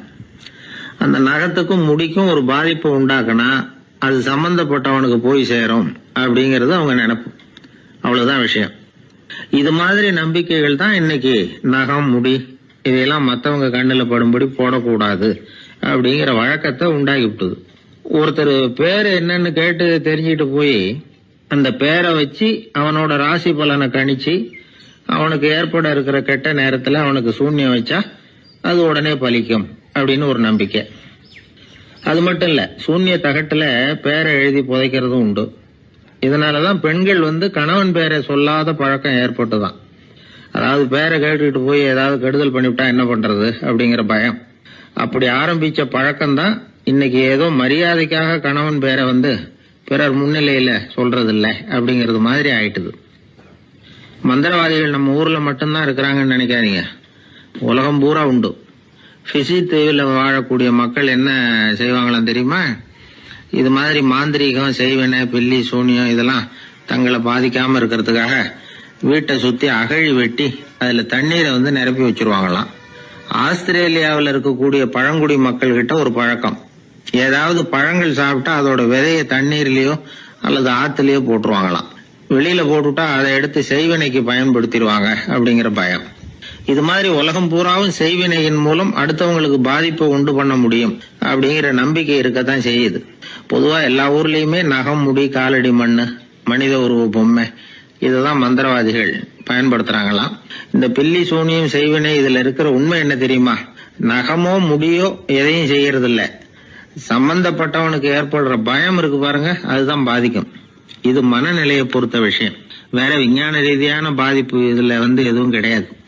நம்ம ஊர்ல ஏற்பட்ட பகுத்தறிவு சிந்தனைகள், மூட நம்பிக்கைகளை எவ்வளவோ குறைச்சிருக்குது. இருந்தாலும் ஏமாந்து போறவங்க இன்னும் இருந்துகிட்டு தான் இருக்கிறாங்க. இந்த காலத்துல சின்ன குழந்தைகளை கூட ஏமாத்துறது கஷ்டம். ஒரு குழந்தை கேட்டுதான், ஏன்பா பிரார்த்தனை பண்ணுனா நமக்கு எல்லாம் கிடைக்குமா அப்படின்னு தான். ஓ கிடைக்குமே அப்படின்னாராம் அப்பா. நீ வச்சிருக்கிறிய பேனா அது கூட கிடைக்குமா அப்படின்னு கேட்டுதான் குழந்தை. ஓ கிடைக்கும் அப்படின்னாராம். அப்படின்னா நீ வச்சிருக்கிற பேனாவை என்கிட்ட கொடுத்துரு, அதுக்கப்புறம் நீ பிரார்த்தனை பண்ணி வேற ஒரு பேனாவை வாங்கிக்கோ அப்படின்னு தான் அந்த சின்ன குழந்தை. ஒரு ராஜா இருந்தார். அவர் ஒரு பெரிய கோயில் கட்டினார். பல ஊர்கள்ல இருந்து சிற்பிகள்லாம் கொண்டுகிட்டு வந்தார். அழகழகா சிற்பங்களை செய்ய சொன்னார். ஊர்ல உள்ள ஜனங்களும் கோயில் கட்டுறதுக்கு அவங்களால முடிஞ்ச உதவியை செஞ்சாங்க. ராத்திரி பகலா வேலை நடக்குது. கோயில் கொஞ்சம் கொஞ்சமா வசந்துகிட்டே வந்துட்டுது. அந்த ஊர்ல ஒரு வயசான அம்மா இருந்தாங்க, ரொம்ப ஏழை. அவங்களுக்கு மனசுக்குள்ள ஒரு உறுத்தல், இந்த ஊர்ல எல்லாரும் இந்த கோவில் கட்டுறதுக்கு அவங்களால முடிஞ்ச உதவியை பண்ணிட்டு இருக்கிறாங்க, நம்மளால ஒன்றும் பண்ண முடியலையே அப்படின்னு நினைச்சு கவலைப்பட்டாங்க. அவங்களுக்கு மனசு கேட்கல, ஏதாவது செய்யணும் நம்மளால முடிஞ்சது அப்படின்னு யோசனை பண்ணாங்க. நல்ல வெயில் நேரத்துல சிற்பிகள்லாம் ரொம்ப சிரமப்பட்டு சிலை வடிச்சுக்கிட்டு இருக்கிறாங்கல்ல, அவங்களுக்கு அந்த நேரம் தாகம் எடுக்குமே, அதனால சிரமப்பட்டு ஒரு குடத்துல தண்ணியை எடுத்துக்கிட்டு அதை இடுப்புல வச்சுக்கிட்டு மெதுவா கொண்டுகிட்டு அங்க போறது அப்படின்னு முடிவு பண்ணிட்டு அந்த அம்மா போச்சு. அங்க போய் வேலை செய்யறவங்களுக்கு தாகம் எடுக்கிற போலாம் ஒரு கோவலையில தண்ணியை எடுத்து கொடுத்துக்கிட்டு இருக்கிறது. இப்படியே பண்ண ஆரம்பிச்சுட்டு அந்த அம்மா. ஏதோ அந்த அம்மாவால முடிஞ்ச ஒரு சின்ன உதவி அது. இப்படி கொஞ்சம் கொஞ்சமா வேலை நடந்தது. கோபுரம் வசந்தது, எல்லா வேலையும் முடிஞ்சது. இனிமே கடைசியா கற்ப கிரகத்தின் மேல விமானம் அமைக்க வேண்டியதுதான் பாக்கி. அந்த வேலையும் ஆரம்பமாச்சு. அந்த சிற்பிகள்லயே அனுபவசாலியான ஒருத்தர் இந்த அம்மாவை தேடிட்டு வந்தார். பாட்டி, உங்ககிட்ட இருக்கிற ஏதாவது ஒரு பொருளை கொடுங்க, அந்த விமானத்துல வைக்கலாம் அப்படின்னு நாங்க நினைக்கிறோம் அப்படின்னார். இந்த அம்மாவுக்கு ஒன்றும் புரியல. ஏதாவது இருந்தாவில கொடுக்கலாம், எதுவும் இல்லையே, என்ன பண்றது யோசனை பண்ணாங்க. இத பாருப்பா, என்கிட்ட என்ன இருக்கு, இந்த வாசப்படியில கிடக்குது, இந்த கல்லு தான் இருக்குது, வேணும்னா இத எடுத்துட்டு போங்க அப்படின்னாங்க. உடனே அந்த கல்லை பேத்து எடுத்துட்டு போயிட்டாங்க அவங்க. அங்க போய் பார்த்தா என்ன ஆச்சரியம், அந்த விமானத்து உச்சியில கலசங்களை அமைக்கிறதுக்கான பிரம்ம எந்திரத்தை மூடுற கருங்கல் ஒண்ணு தேவையா இருந்தது. இவங்க எடுத்துட்டு போன கல்லு அதுக்கு ரொம்ப பொருத்தமா அமைஞ்சு போச்சு. ஏதோ அதுக்காகவே அளவெடுத்து செஞ்சது மாதிரி அமைஞ்சுட்டுது. அந்த கல்லையே அங்க அப்படியே பதிச்சுட்டாங்க. ஒரு வழியா கோவிலை கட்டி முடிச்சாங்க. அடுத்தது கும்பாபிஷேகம். அதுவும் ரொம்ப சிறப்பா கோலாகலமா நடந்து முடிஞ்சது. இவ்வளவையும் பார்த்த அந்த ராஜாவுக்கு மனசுக்குள்ள ரொம்ப பெருமையா இருந்தது. இவ்வளவு பெருசா இந்த கோவில் உருவாகிறதுக்கும் இவ்வளவு சிறப்பா இந்த விழா நடக்கிறதுக்கும் நாம தானே காரணம் அப்படின்னு மனசுக்குள்ள நினைச்சுக்கிட்டார். இப்படி நினைச்சுக்கிட்டே அன்னைக்கு ராத்திரி அரண்மனையில படுத்து தூங்கினார். உடனே ஒரு கனவு. ஆண்டவனே அந்த ராஜாவோட கனவுல வந்தார். ராஜா ஆண்டவனை வணங்கினார். இறைவா, உங்களுக்காக நான் கட்டி இருக்கிற கோவில் எப்படி இருக்குது, நல்லா இருக்குதா அப்படின்னு கேட்டார் ராஜா. அதுக்கு இறைவன் சொன்ன பதில் என்ன தெரியுமா, நீ கட்டின கோவில்ல அந்த கிழவியோட நிழல்ல நான் சுகமா இருக்கிறேன் அப்படின்னாராம். இப்படி சொல்லிவிட்டு கடவுள் மறைஞ்சுட்டார். கனவு கலைஞ்சது. ராஜா விசாரிச்சாரு, யார் அந்த கிழவி அப்படின்னு. எல்லாரும் விவரத்தை சொன்னாங்க. அப்பதான் ராஜா நினைச்சு பார்த்தார், இந்த கோவிலை நானே கட்டினதாக ரொம்ப பெருமைப்பட்டுக்கிட்டேன். ஆனா அந்த வயசான அம்மா வீட்டு வாசல்ல கிடந்த கல்லு அது இறைவனுக்கு சுகமான நிழல் கொடுக்கறதாக சொல்றாரு அப்படிங்கறத எண்ணி பார்த்தார். நான்கிற எண்ணம் நழுவி போயிட்டுதான். கோபுரம் எவ்வளவு பெருசுங்கிறது முக்கியம் இல்ல, குணம் எவ்வளவு பெருசுங்கிறது தான் முக்கியம். அந்த வயசான அம்மா நம்ம நாட்டுல வாழறது தான் நமக்கு உண்மையான பெருமை அப்படின்னு நினைச்சாராம் ராஜா. இந்த காலத்திலயும் ஒரு ஊர்ல ஒரு கோவில் கட்டினாங்க. எல்லா ஜனங்களும் அவங்களால முடிஞ்சதை செஞ்சாங்க. நம்மால் ஒருத்தன் அந்த திருப்பணி குழு தலைவரை போய் பார்த்தான். நான் ஏதாவது ஒத்துழைக்கணுமா ஐயா அப்படின்னு ரொம்ப பணிவா கேட்டான். திருப்பணி குழு தலைவர் சொன்னார், இத பாருப்பா, இந்த கோவில் கட்டி முடிக்கிற வரைக்கும் உன்னுடைய ஒத்துழைப்பு எதுவும் தேவையில்லை. கட்டி முடிச்சு கும்பாபிஷேகம் ஆனதுக்கு அப்புறம் தான் உன்னுடைய ஒத்துழைப்பு ரொம்ப அவசியம் அப்படின்னார். அதுக்கப்புறம் நான் என்ன செய்யணும் சொல்லுங்கன்னா, இவன் இந்த சாமி சிலையை நீ திருடிட்டு போகாம இருக்கணும், அவ்வளவுதான் அப்படின்னாராம் அவர். ஆங்கிலேய ஆட்சி இந்தியாவில நடந்துகிட்டு இருந்த காலம். மூதறிஞர் ராஜாஜி சேலத்துல வழக்கறிஞரா தொழில் நடத்திக்கிட்டு இருக்கிறார். அவர் ஒரு சமயம் தன்கிட்ட வேலை செஞ்சுக்கிட்டு இருந்த பணியாளர் ஒருத்தரை கூப்பிட்டார். இத பாருப்பா, இந்த அஞ்சல் தலைய இந்த தபால் கவர்ல ஒட்டிட்டு வா அப்படின்னு சொன்னாராம். அந்த ஆள் உடனே அந்த கவரையும் ஸ்டாம்பையும் வாங்கிட்டு போனார். பசை தடவி ஸ்டாம்பை கவர்ல ஒட்டினார். திருப்பி கொண்டுகிட்டு ராஜாஜி கிட்ட கொடுத்தார். இவர் அதை வாங்கி பார்த்தார். உடனே சிரிக்க ஆரம்பிச்சிட்டாராம். அவரால் சிரிப்பை அடக்க முடியல. அந்த பணியாளரை பார்த்து, ஏன்பா, நாங்க எல்லாரும் எவ்வளவோ பாடுபட்டு முயற்சி பண்ணி போராடிட்டு வர்றோம், ஆனா எங்களால முடியல, எங்களால முடியாத அந்த காரியத்தை நீ ஒரு நிமிஷத்துல செஞ்சுட்டியே அப்படின்னு சொல்லிவிட்டு மறுபடியும் சிரிச்சாராம். பணியாளருக்கு உடனடியா ஒன்றும் புரியல, என்னன்னு பார்த்தார். அப்புறம் ராஜாஜி சொன்னாராம், ஆமாப்பா நீ ஒரு நிமிஷத்துல பிரிட்டிஷ் மன்னரை வந்து கவுத்துட்டியே அப்படின்னாராம். அப்புறம் தான் விவரம் புரிஞ்சிருக்குது. அந்த பணியாளர் மன்னர் உருவம் இருந்த அந்த தபால் தலைய அந்த கவர்ல தலைகீழா ஒட்டி வச்சிருக்கிறார். அதை பார்த்துட்டு தான் ராஜாஜி அப்படி சொன்னாராம். இந்த நகைச்சுவை உணர்வு அவருக்கு இயல்பாவே இருந்தது. சேலத்துல வெங்கட சுப்பையர் அப்படின்னு சொல்லி ஒரு பிரபலமான வக்கீல், அவரும் ராஜாஜியும் ஒரு ஊர்ல பொதுக்கூட்டத்தை முடிச்சுக்கிட்டு திரும்பி ரயில்ல சென்னைக்கு வந்துகிட்டு இருக்கிறாங்க. ராத்திரி நேரம். வெங்கட சுப்பையர் ஜன்னல் ஓரமா உட்காந்து பயணம் பண்ணிட்டு இருக்கிறார். திடீர்னு ஒரு இடத்துல அவரோட கை கடிகாரம் நழுவி ஜன்னல் வழியா வெளியில வந்துட்டுதான். அவர் உயிருக்குயிரா பாதுகாத்து வச்சிருந்த வாட்ச் அது. ஏன் தெரியுமா? அவர் வக்கீல் ஆகிறதுக்கு முன்னாடி சென்னை கிறித்துவ கல்லூரியில பணியாற்றிக்கிட்டு இருந்தார். பணி முடிஞ்சு விலகிறப்போ அவர்கிட்ட படிச்ச மாணவர்கள்லாம் அன்புக்கு அடையாளமா ரொம்ப பிரியமா கொடுத்த கை கடிகாரம் அது. அப்பேற்பட்ட அன்பு பரிசை திடீர்னு இழந்து விடுறதுக்கு யாருக்கு தான் மனசு வரும்? ஐயோ வாட்சி வெளியில விழுந்துட்டுதே அப்படின்னு பதற்றத்தோட சத்தம் போட ஆரம்பிச்சாராம். ராஜாஜி பக்கத்துலதான் உட்கார்ந்து இருக்கிறார். இருந்தாலும் இதை கேட்டுவிட்டு பதட்டப்படல, பதில் எதுவும் சொல்லல. அவர் பாட்டுக்கு என்னத்தையோ 1 2 3ன்னு எண்ணிட்டே வந்தாராம். வெங்கட சுப்பையர் ரொம்ப வேதனைப்பட்டிருக்கார். என்னங்க இது, என்னோட அருமையான கை கடிகாரம் நழுவி வெளியில விழுந்துட்டுது, அதுக்காக நான் தவிச்சுக்கிட்டு இருக்கிறேன். நீங்க என்னன்னா இதை கொஞ்சம் கூட காதுல வாங்கிக்காம குழந்தை மாதிரி என்னத்தையும் எண்ணிக்கிட்டே வர்றீங்களே அப்படின்னாராம். அப்பவும் ராஜாஜி ஒன்னும் பதில் பேசல. அவர் பாட்டுக்கு விடாம எண்ணிக்கிட்டே வந்தார். அடுத்த ஸ்டேஷன்ல வண்டி நின்னுது. ராஜாஜி ஸ்டேஷன் மாஸ்டரை கூப்பிட்டார். அவர் வந்ததும் அவர்கிட்ட சொன்னாராம், சார் எங்களுக்கு ஒரு உதவி செய்யணும். நாங்க வர்ற வழியில என் நண்பரோட வாட்சி வெளியில விழுந்துட்டுது. அது விழுந்த இடத்துல இருந்து தந்தி கம்பங்களை விடாம எண்ணிக்கிட்டே வந்திருக்கிறேன். இவ்வளவு கம்பங்களுக்கு அப்பால அது கிடக்கும். தயவு பண்ணி யாரையாவது அனுப்பி அதை தேட ஏற்பாடு பண்ணுங்க. அது கிடைச்சுட்டுதுன்னா எங்களால முடிஞ்ச அன்பளிப்பு தர்றோம். அது மட்டும் இல்ல, எங்களுக்கு ஒரு லெட்டர் போடுங்க, கிடைச்சுட்டுதுங்கிற விவரத்தை நாங்க வந்து வாங்கிக்கிறோம் அப்படின்னு எல்லாம் சொன்னாங்களாம்.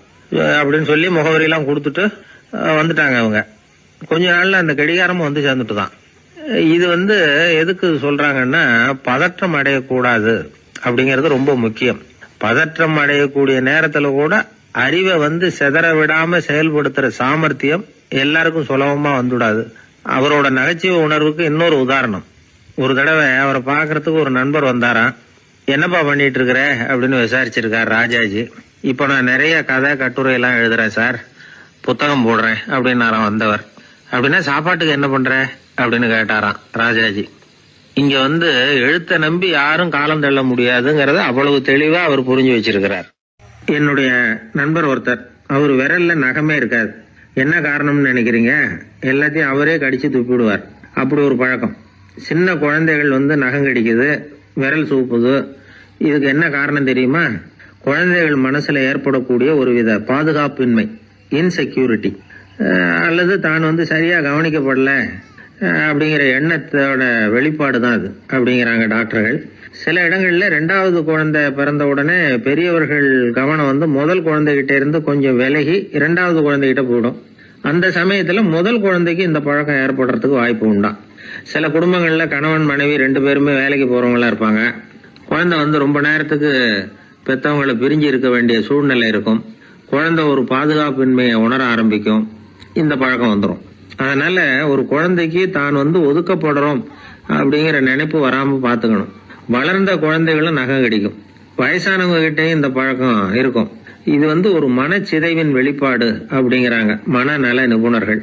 அம்மா அப்பா திட்டினாலும் சரி, அல்லது ஆசிரியர் திட்டினாலும் சரி, இந்த பழக்கம் வந்துடும். நாம தவறு பண்ணிட்டோம் அப்படிங்கிற நினைப்பு வர்ற சமயம் நகம் கடிக்க ஆரம்பிச்சிருவோம். ஏதோ ஒண்ணு அடையணும் அப்படின்னு நினைக்கிறோம், அதை அடைய முடியல. இப்படி ஒரு ஏக்கம் வர்ற சமயத்திலேயும் சில பேர் நகத்தை கடிக்க ஆரம்பிச்சிருவாங்க. ஒரு பெரிய அதிகாரி, தனியார் நிறுவனத்துல வேலை பார்க்கிறவரு, அவரு டென்ஷன் ஆயிட்டாருன்னா உடனே அறைக்கு அதை சாத்தி விடுவாங்களாம். அவரே சாத்திக்குவாராம். அப்படி சாத்திக்கிட்டு உள்ள எதையாவது வெறிச்சு பார்த்துக்கிட்டே நகத்தை கடிக்க ஆரம்பிச்சிருவாராம். இந்த பழக்கம் உலகம் பூரா உண்டு. நகம் கடிக்கிறவங்களை அந்த பழக்கத்திலிருந்து மீட்கிறதுக்கு என்ன வழி அப்படின்னு லண்டன்ல உள்ள அழகியல் நிறுவன நிபுணர்கள் யோசனை பண்ணி பார்த்திருக்கிறாங்க. சில ஆய்வுகள் பண்ணி பார்த்தாங்களாம். அவங்க என்ன பண்ணாங்க தெரியுமா? நகம் கடிக்கிற பழக்கம் உள்ளவங்களை எல்லாம் தேடி பிடிச்சாங்க. அவங்களையெல்லாம் 3 பிரிவா பிரிச்சுக்கிட்டாங்க. ஒரு பிரிவு கிட்ட என்ன சொன்னாங்கன்னா, உங்களுக்கு நகத்தை கடிக்கணுங்கிற நினைப்பு வர்றப்போவெல்லாம் டைரி எழுத ஆரம்பிச்சிருங்க அப்படின்னாங்களாம். இன்னொரு பிரிவு கிட்ட உங்களுக்கு அந்த நினைப்பு வர்றப்போவெல்லாம் உங்க நகத்துக்கு வண்ணம் பூச ஆரம்பிச்சிருங்க, அழகுபடுத்த ஆரம்பிச்சிருங்க, நெயில் பாலிஷ் போடுறாங்களே அது மாதிரி, அப்படி ஒரு யோசனை சொல்லியிருக்காங்க. 3வது குழுவினர்கிட்ட உங்களுக்கு நகத்தை கடிக்கணுங்கிற எண்ணம் வர்றப்போவெல்லாம் விரல்களை இறுக்கமா மூடி வச்சுக்கிட்டு வேற விஷயங்கள்ல கவனம் செலுத்துங்க அப்படின்னு சொன்னாங்களாம். இப்படி 3 வித முயற்சி பண்ணி பார்த்ததுல கடைசியா அவங்க என்ன கண்டுபிடிச்சாங்க தெரியுமா? 3வது குழு செஞ்சதுல நல்ல பலன் கிடைச்சதாம். அதாவது நகம் தெரியாதபடிக்கு விரலை இறுக மூடிக்கிட்டு வச்சுக்கிட்டோம்னா அந்த பழக்கம் மாறுதான். அப்படி இருந்தவங்க கிட்ட இந்த நகம் கடிக்கிற பழக்கம் மெதுவா குறைஞ்சு போச்சான். அதனால நகம் கடிக்கிற பழக்கம் உள்ளவங்க இதை முயற்சி பண்ணி பார்க்கலாம். ஒரு ஆள் இருந்தார், அவருக்கு எப்ப பார்த்தாலும் நகத்தை கடிச்சுக்கிட்டே இருக்கணும், அப்படி ஒரு பழக்கம். அதனால அவர் விரல்ல எப்பவும் நகம் இருக்கிறது இல்ல, விரல் இருக்கிறதே பெரிய ஆச்சரியம். அவருக்கு திடீர்னு உடம்புல அரிப்பு, சொரிஞ்சிக்க முடியல, அரிப்பும் நிக்கல. 1 வாரம் தொடர்ந்து கஷ்டப்பட்டார். கடைசியா ஒரு டாக்டர் கிட்ட ஓடினார். அவர் எல்லாத்தையும் விவரமா கேட்டுக்கிட்டு கடைசியா கொஞ்சம் மாத்திரை கொடுத்து வேலைக்கு 1 சாப்பிடு அப்படின்னாராம். இந்த மாத்திரை எதுக்கு டாக்டர்? அரிப்பு நிக்கிறதுக்கா அப்படின்னாராம். இல்ல நகம் வளர்றதுக்காக அப்படின்னாராம் இந்த டாக்டர். ஒரு கோவில்ல ஆன்மீக சொற்பொழிவு நடந்துகிட்டு இருக்குது.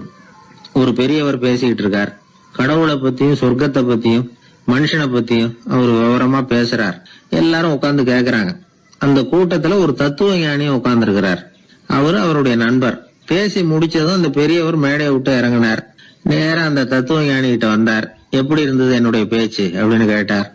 நீங்க பேசினது ஒண்ணுக்கு ஒண்ணு முரண்பாடா தெரிஞ்சது அப்படின்னாரா இவரு. நான் என்ன அப்படி தப்பா பேசிவிட்டேன் அப்படின்னாரா அவரு. கடவுளை நம்புகிறவன் சொர்க்கத்துக்கு போவான்னு சொன்னீங்க, அப்புறம் நல்ல விதமா வாழறவன் சொர்க்கத்துக்கு போவான்னு சொன்னீங்க அப்படின்னாராம். இதுல என்ன முரண்பாடுன்னு கேட்டிருக்காரு அவர். இதுலதான் முரண்பாடு தெரியுது எனக்கு. அதாவது இங்க ஒருத்தன் எல்லா தப்பும் பண்ணிட்டு இருக்கிறான், அவன் கடவுளை நம்பினான்னா அவன் சொர்க்கத்துக்கு போவானா? இது என்னுடைய முதல் கேள்வி. இல்லைன்னா ஒருத்தன் எந்த தப்பும் பண்ணல, ரொம்ப ஒழுங்கா வாழ்ந்துகிட்டு இருக்கிறான், ஆனா அவன் கடவுளை நம்பல, அவன் என்ன நரகத்துக்கு தான் போவானா? கடவுள் நம்பிக்கை உள்ள ஒரு திருடன் என்ன ஆவான், எங்க போவான்? கடவுள் நம்பிக்கையே இல்லாத ஒரு நல்லவன் என்ன ஆவான், எங்க போவான்? ஒருத்தன் இங்க கடவுள் நம்பிக்கையோட வாழறது முக்கியமா அல்லது நல்லவனா வாழறது முக்கியமா? இதுதான் இவர் கேட்ட கேள்வி. இதை கேட்டதும் அந்த பெரியவர் குழம்பி போட்டார். அவர் சொன்னது நியாயம் தானே. கடவுளை நம்புறவன் தான் சொர்க்கத்துக்கு போவான்னா பேசாம கடவுளை நம்பிக்கிட்டு இந்த உலகத்துல எல்லா தப்பும் பண்ணிட்டு இருக்கலாமே. பேச்சாளர் குழப்பத்தோட வீட்டுக்கு போனார். படுத்து தூங்கினாரு. ஒரு கனவு வந்தது. கனவுல அவர் ஒரு ரயில்ல வேகமா போயிட்டு இருக்கிறார். எதிரில் உட்கார்ந்து இருக்கிறவரை பார்த்து நாம இப்ப எங்க போறோம்னு கேட்டார். சொர்க்கத்துக்கு போயிட்டு இருக்கிறோம் அப்படின்னாங்களாம். ரயில் போய் நின்னுது. இவர் இறங்கினார். இங்க கௌதம புத்தர் இருப்பார், சாக்ரட்டிஸ் இருப்பார், அவங்கள பாக்குறதுக்கு ஒரு நல்ல வாய்ப்பு அப்படின்னு நினைச்சுக்கிட்டே அங்கேயும் இங்கேயும் பார்த்தார். அங்க யாருமே இல்ல. ஒரே பாலைவனம் மாதிரி இருக்குது. பச்சை இல்ல, பசுமை இல்ல, பூக்கள் இல்ல, மரம்லாம் மொட்டையா நிக்குது. எலும்பும் தோலுமா சில முனிவர்கள் அங்கேயும் இங்கேயுமா உட்கார்ந்து இருக்கிறாங்க. இவர் அவங்க கிட்ட போய் இந்த புத்தர், சாக்ரட்டிஸ் இவங்க எல்லாம் எங்க இருக்கிறாங்கன்னு கேட்டாராம். அப்படி யாரும் இங்க இல்லையே, அவங்க எல்லாம் யாரு அப்படின்னு திருப்பி கேட்டிருக்கிறாங்க. இவருக்கு அதிர்ச்சியா போச்சு. அப்படின்னா அவங்க எங்க போயிருப்பாங்க? உடனே ரயில் நிலையத்துக்கு ஓடி வந்தார். அப்பதான் நரகத்துக்கு ஒரு ரயில் புறப்பட்டு இருந்தது. அங்க இருந்து அதுல ஏறி உட்கார்ந்தார். ரயில் வேகமா போச்சு. நரகம் நெருங்க நெருங்க காற்று குளிர்ச்சியா வீச ஆரம்பிச்சுதான். வெளியில பசுமையா இருந்துதான். அழகான மலர்கள், அழகான நீர்நிலைகள், நந்தவனங்கள், ரொம்ப அருமையா இருக்குது. ரொம்ப அங்க இருந்தவங்க எல்லாம் ரொம்ப மகிழ்ச்சியா உல்லாசமா வேற இருந்திருக்கிறாங்க. எங்க பார்த்தாலும் ஆடல் பாடல் உற்சாகம். இவர் ரயில விட்டு இறங்கினார். அவருக்கு சந்தேகம், இதுவா நரகம் அப்படின்னு விசாரிச்சிருக்காரு. ஆமா இதுதான் நரகம் நாங்களாம். எனக்கு ஒரு சந்தேகம் இருக்காரு. என்னன்னு கேட்டிருக்காங்க. கௌதம புத்தரும், சாக்ரட்டிஸும், லாவோஸும் இவங்க மாதிரி இன்னும் பல பேரும் கடவுள் நம்பிக்கை இல்லாதவங்க, அவங்க எல்லாம் இங்க இருக்கிறாங்களா அப்படிங்கறதுதான் என்னுடைய சந்தேகம் அப்படின்னாரா. இப்ப அவங்க சொல்லியிருக்கிறாங்க, இப்ப நீங்க பாக்குறீங்களே பசுமையும் பச்சை பயிர்களும் ஆடல் பாடல்களும் அழகிய மலர்களும், இது எல்லாமே கௌதம புத்தரும் சாக்ரட்டிஸும் அது மாதிரி மகான்களும் இங்க வர ஆரம்பிச்ச பிறகுதான் உண்டாக ஆரம்பிச்சது. இந்த பிரதேசத்தை அவங்க அப்படியே மாத்திவிட்டாங்க. இப்போலாம் இங்க இருக்கிறவங்க யாரும் சொர்க்கத்துக்கு போறதுக்கே ஆசைப்படுறது இல்ல அப்படின்னாங்களாம். இந்த அதிர்ச்சியிலேயே அந்த பெரியவர் கனவு கலைஞ்சி மூச்சுக்கிட்டார். இதுல இருக்கிற கருத்து என்னன்னா, நல்லவர்கள் எங்க இருக்கிறாங்களோ அந்த இடத்துக்கு பேரு தான் சொர்க்கம், சொர்க்கம் நரகம்ங்கிறதெல்லாம் ஆன்மீக பண்புகள், அவ்வளவுதான். ஒரு ஊர்ல 2 இணைபிரியாத நண்பர்கள். ஒருத்தன் கேட்டான், இப்ப கடவுள் நம்ம முன்னாடி வந்து உங்க 2 பேர்ல யாராவது ஒருத்தர் மட்டும் என்னோட சொர்க்கத்துக்கு வரலாம் அப்படின்னு கூப்பிட்டா நீ என்ன சொல்லுவேன்னு கேட்டானா. இவன் ரொம்ப பெருந்தன்மையா உன்னையே அழைச்சிட்டு போக சொல்லிடுவேன் அப்படின்ட்டு இருக்கான். அப்படின்னா உனக்கு சொர்க்கம் வேணாமான்னு கேட்டிருக்கான் அவன். நீ என்னை விட்டுட்டு போனாவே அப்புறம் இந்த பூலோகமே எனக்கு சொர்க்கம் தாண்டா அப்படின்னு நானா இவன். ஒரு பெரிய அரசன் இந்த உலகம் பூராவையும் ஆண்டுகிட்டு இருந்தான். ரொம்ப காலம் அப்படி அரசாட்சி பண்ணிக்கிட்டு இருந்தான். திடீர்னு அவனுக்கும் சில எதிரிகள் முளைச்சாங்க. அவங்கெல்லாம் ஒன்று சேர்ந்து இவனை தோற்கடிச்சுட்டாங்க. தோற்று போனதும் இவனுக்கு பயம் வந்துட்டுது, எங்கே எதிரிகள் நம்ம கொண்டுடுவாங்களோ அப்படின்னு. வெளியில் வந்தால் தனக்கு ஆபத்துன்னு பயந்துக்கிட்டு யாருக்கும் தெரியாமல் ஒரு குகைக்குள்ளே போய் பதுங்கி கிடக்கிறான். நிலைமையை பாருங்கள். முதல் நாள் வந்து அரண்மனையில் அதிகாரம் பண்ணிக்கிட்டு இருந்தவன் மறுநாள் வந்து குகையில் பயந்து போய் பதுங்கி கிடக்கிறான். ராத்திரி நேரம் வந்தது, பசி வயத்தை கிள்ளுது, பிச்சை எடுத்து சாப்பிட வேண்டிய நிலைமை. பிச்சை எடுக்கிறதுக்கு பாத்திரம் வேணுமே, என்ன பண்ணுறது அப்படின்னு அங்கேயும் இங்கேயும் பார்க்குறான். ஒரு மூலையில் யாரோ விட்டுட்டு போன ஒரு ஓடு கிடக்குது. அதை எடுத்துக்கிட்டு புறப்பட்டான். இருட்டில் வழி புரியல. ஏதோ ஒரு யூகத்தில் காலை மெதுவாக எடுத்து வச்சு நடந்து போயிட்டு இருக்கிறான். வழியில் ஒரு கருப்பு நாய் படுத்து கிடந்தது. இருட்டில் அவன் இது கண்ணுக்கு சரியாக தெரியல. அவனுக்கு தவறி போய் காலை வச்சுட்டான் அது மேலே. நாய் சும்மா இருக்குமா, வள்ளுன்னு விழுந்து கடிச்சு விட்டுது. காலை பார்க்குறான், காலத்தையும் நினச்சி பார்க்குறான். அரண்மனையில் வந்து வீரக்கழல் அணிந்த காலை உடைய மன்னா அப்படின்னு புகழ்வாங்களே புலவர்கள்லாம். ஆனால் அது இன்னைக்கு நாய் கடித்த காலம் ஆயிட்டுதே அப்படின்னு நினைக்கிறான். அது மட்டும் இல்லை, முன்னாடியெல்லாம் பொற்கிண்ணங்களில் தான் அவன் சாப்பிடுவான். ஆனால் இப்போது உடஞ்சி போன ஓட்டு, அது ஓட்டை வந்து கையில் வச்சுக்கிட்டு நிற்கிறான். அதில் ஏதாவது யாராவது சாப்பாடு போடுவாங்களான்னு. முன்னாடியெல்லாம் நிறைய பேர் அரண்மனைக்கு வருவாங்க. அரசருக்கு காணிக்கைன்னு சொல்லி இவன் காலடியில் கொண்டாந்து கொட்டுவாங்க. அப்போலாம் இவன் அந்த ஜனங்களுடைய முகத்தை திரும்பி கூட பார்க்கறதில்ல, ரொம்ப கர்வமாக உட்காந்துருப்பான். அதே ஆள் இன்றைக்கி எல்லார் கண்ணுலேயும் படுறது மாதிரி பிச்சை எடுத்துக்கிட்டு இருக்கிறான். அப்போலாம் காணிக்கைகளை வந்து தன்னுடைய கையால் வாங்கிறது தனக்கு கௌரவ குறைச்சல்னு நினச்சி தன்னுடைய வேலைக்காரங்களை விட்டு தான் அதை வாங்க சொல்லுவான். இப்போ பார்த்தீங்கன்னா அவனே தன் கையாலேயே பிச்சை வாங்குறான். நினச்சி பாருங்கள், அந்த மனுஷன் நாள் அரசன், மறுநாள் பிச்சைக்காரன். எவ்வளோ வித்தியாசம்! செல்வம் தான் இப்படி ஒரு வித்தியாசம் ஏற்படுறதுக்கு காரணம். அப்படிப்பட்ட செல்வம் வாழ்க்கையை நடத்துறதுக்கு நமக்கு தேவை தான். ஆனால் அதையே நாம் அடைய வேண்டிய பயனாக நினைக்கிறோம் பாருங்கள், அதுதான் வேடிக்கை. இதை வந்து நம்மாழ்வார் அழகாக ஒரு பாசுரத்தில் சொல்கிறார். ஒரு நாயகமாய் ஓட உலகுடன் ஆண்டவர், கருணாய் கவர்ந்த காலர், சிதைகிய பானையர், பெருநாடு காண இம்மையிலே பிச்சைதாம் கொள்வர், திருநாரணன் தாழ் காலம் பெற சிந்தித்து உய்மினோ அப்படிங்கிறார் நம்மாழ்வார். ஒரு பெரிய பணக்காரர் ஒரு துறவிகிட்ட போய், சாமி என்கிட்ட நிறைய பணம் இருக்குது, இருந்தாலும் நிம்மதி இல்லை, என்னால் நிம்மதியாக இருக்க முடியல, என்ன காரணம்னு கேட்டாராம். உடனே அந்த துறவி இதுக்கு நேரடியாக பதில் சொல்லாமல் பக்கத்தில் நின்றுக்கிட்டு இருந்த ஒரு குழந்தைய கூப்பிட்டார். அது ஓடியாந்தது. ஒரு ஆப்பிள் பழத்தை எடுத்து அது கையில் கொடுத்தார். அதை வாங்கிக்கிட்டு குழந்தை சிரிச்சுது. இன்னொரு பழத்தை எடுத்து கொடுத்தார். அதை இன்னொரு கையில் வாங்கிட்டு சிரிச்சுது. 3வது ஆப்பிள் எடுத்து கொடுத்தார். 2 பழத்தையும் நெஞ்சில் அணைச்சிக்கிட்டு 3வது பழத்தையும் வாங்கிறதுக்கு முயற்சி பண்ணிச்சு. ஆனால் அது உடனே நழுவி கீழே விழுந்து உருண்டு ஓடிச்சு. ஏற்கனவே இருந்ததும் விழுந்துட்டுது. இப்போ அந்த குழந்தை அழ ஆரம்பிச்சுட்டுது. இப்போ அந்த துறவி பணக்காரர்கிட்ட சொன்னாராம், குழந்தைய கவனிச்சியா, 2 ஆப்பிள் போதும்னு அது நினச்சிருந்தா இப்போ அது அழ வேண்டிய அவசியம் வந்திருக்குமா அப்படின்னாராம். எதுவுமே அளவுக்கு மிஞ்சினா துன்பந்தான். இந்த காலத்தில் இதெல்லாம் யார் காதில் வாங்குறாங்க? ஒருத்தனை நல்ல வழிக்கு கொண்டு வரணும்னு நினச்சி அவனை கூப்பிட்டு உட்கார வச்சு இந்த கதையை சொல்லிகிட்டு இருந்தாங்க. சொல்லிவிட்டு அந்த குழந்தை செஞ்சது தப்பு தானே அப்படின்னு கேட்டிருக்கிறாங்க. ஆமாம், தப்பு தான், நானாக இருந்தால் அப்படி செஞ்சுருக்க மாட்டேன் நானா இவன். 2 பழமே போதும்னு சொல்லியிருப்பியா அப்படின்னு கேட்டிருக்காங்க. அப்படி இல்லைங்க, அவர் கொடுக்க கொடுக்க ஒவ்வொரு பழமாக வாங்கி பின்னாடி வச்சுட்டு மறுபடியும் கையை நீட்டுவேன் அப்படிங்கிறானா. இவெல்லாம் எந்த காலத்தில் திருந்துறது? ஒரு நாள் ஒரு 10-15 பள்ளிக்கூடத்து பிள்ளைங்க தேடிட்டு வந்தாங்க. உங்களை பார்த்துட்டு தான் போகணும், அதுக்காக தான் வந்திருக்கோம்னாங்க. என்ன விஷயம்னு கேட்டோம். நாங்கள்லாம் கூடி ஒரு முடிவு பண்ணியிருக்கிறோம், அதை உங்ககிட்ட சொல்லணும் அப்படின்னாங்க. அதுவும் ஒரு வாண்டு பையன் அதை சொன்னான். என்ன முடிவு அது அப்படின்னு கேட்டோம் ரொம்ப ஆர்வமாக. அதை இப்போ சொல்ல மாட்டோம், எங்களுக்கு பிடிக்கிற மாதிரி ஏதாவது ஒரு தகவல் சொன்னால் அதுக்கப்புறம் நாங்கள் அதை சொல்கிறோம் அப்படின்னா அந்த வாண்டு பையன். சரி சின்ன பையன்கிட்ட இன்னைக்கு வசமாக மாட்டிக்கிட்டோம் அப்படின்னு நினச்சிக்கிட்டு அவங்களுக்கு தகுந்த மாதிரி ஒரு கதை சொல்ல ஆரம்பித்தோம். அது என்ன கதைன்னா, ஒரு பெரிய காடு, அதில் பலவிதமான மிருகங்கள். அந்த காட்டுக்கு ஒரு சிங்கம் தான் ராஜா. எப்பவும் காட்டுக்கு அது தானே ராஜா. ஒரு பெரிய யானைக்கு இது பொறுக்கலை. என்ன இது, எப்போ பார்த்தாலும் இங்கே சிங்கத்துக்கே ராஜா பதவி கிடைக்குது, நான்லாம் எவ்வளவு பலசாலியாக இருக்கிறேன், அப்படி இருந்தும் எனக்கு அந்த பதவி கிடைக்கலையே அப்படின்னு தனக்குள்ளே பொறுமிக்கிட்டே இருந்தது. ராஜா பதவியை நினச்சி ரொம்ப ஏக்கம், அதுக்கு பதவி மோகம். இந்த சமயம் பார்த்து ஒரு குள்ள நரி கூட்டம் அதை தேடிட்டு வந்தது. ஐயா பெரியவங்களே, நீங்கள் இந்த காட்டுக்கு ராஜாவாக இருக்க ஆசைப்படுறீங்க, அதில் ஒன்றும் தப்பு இல்லை.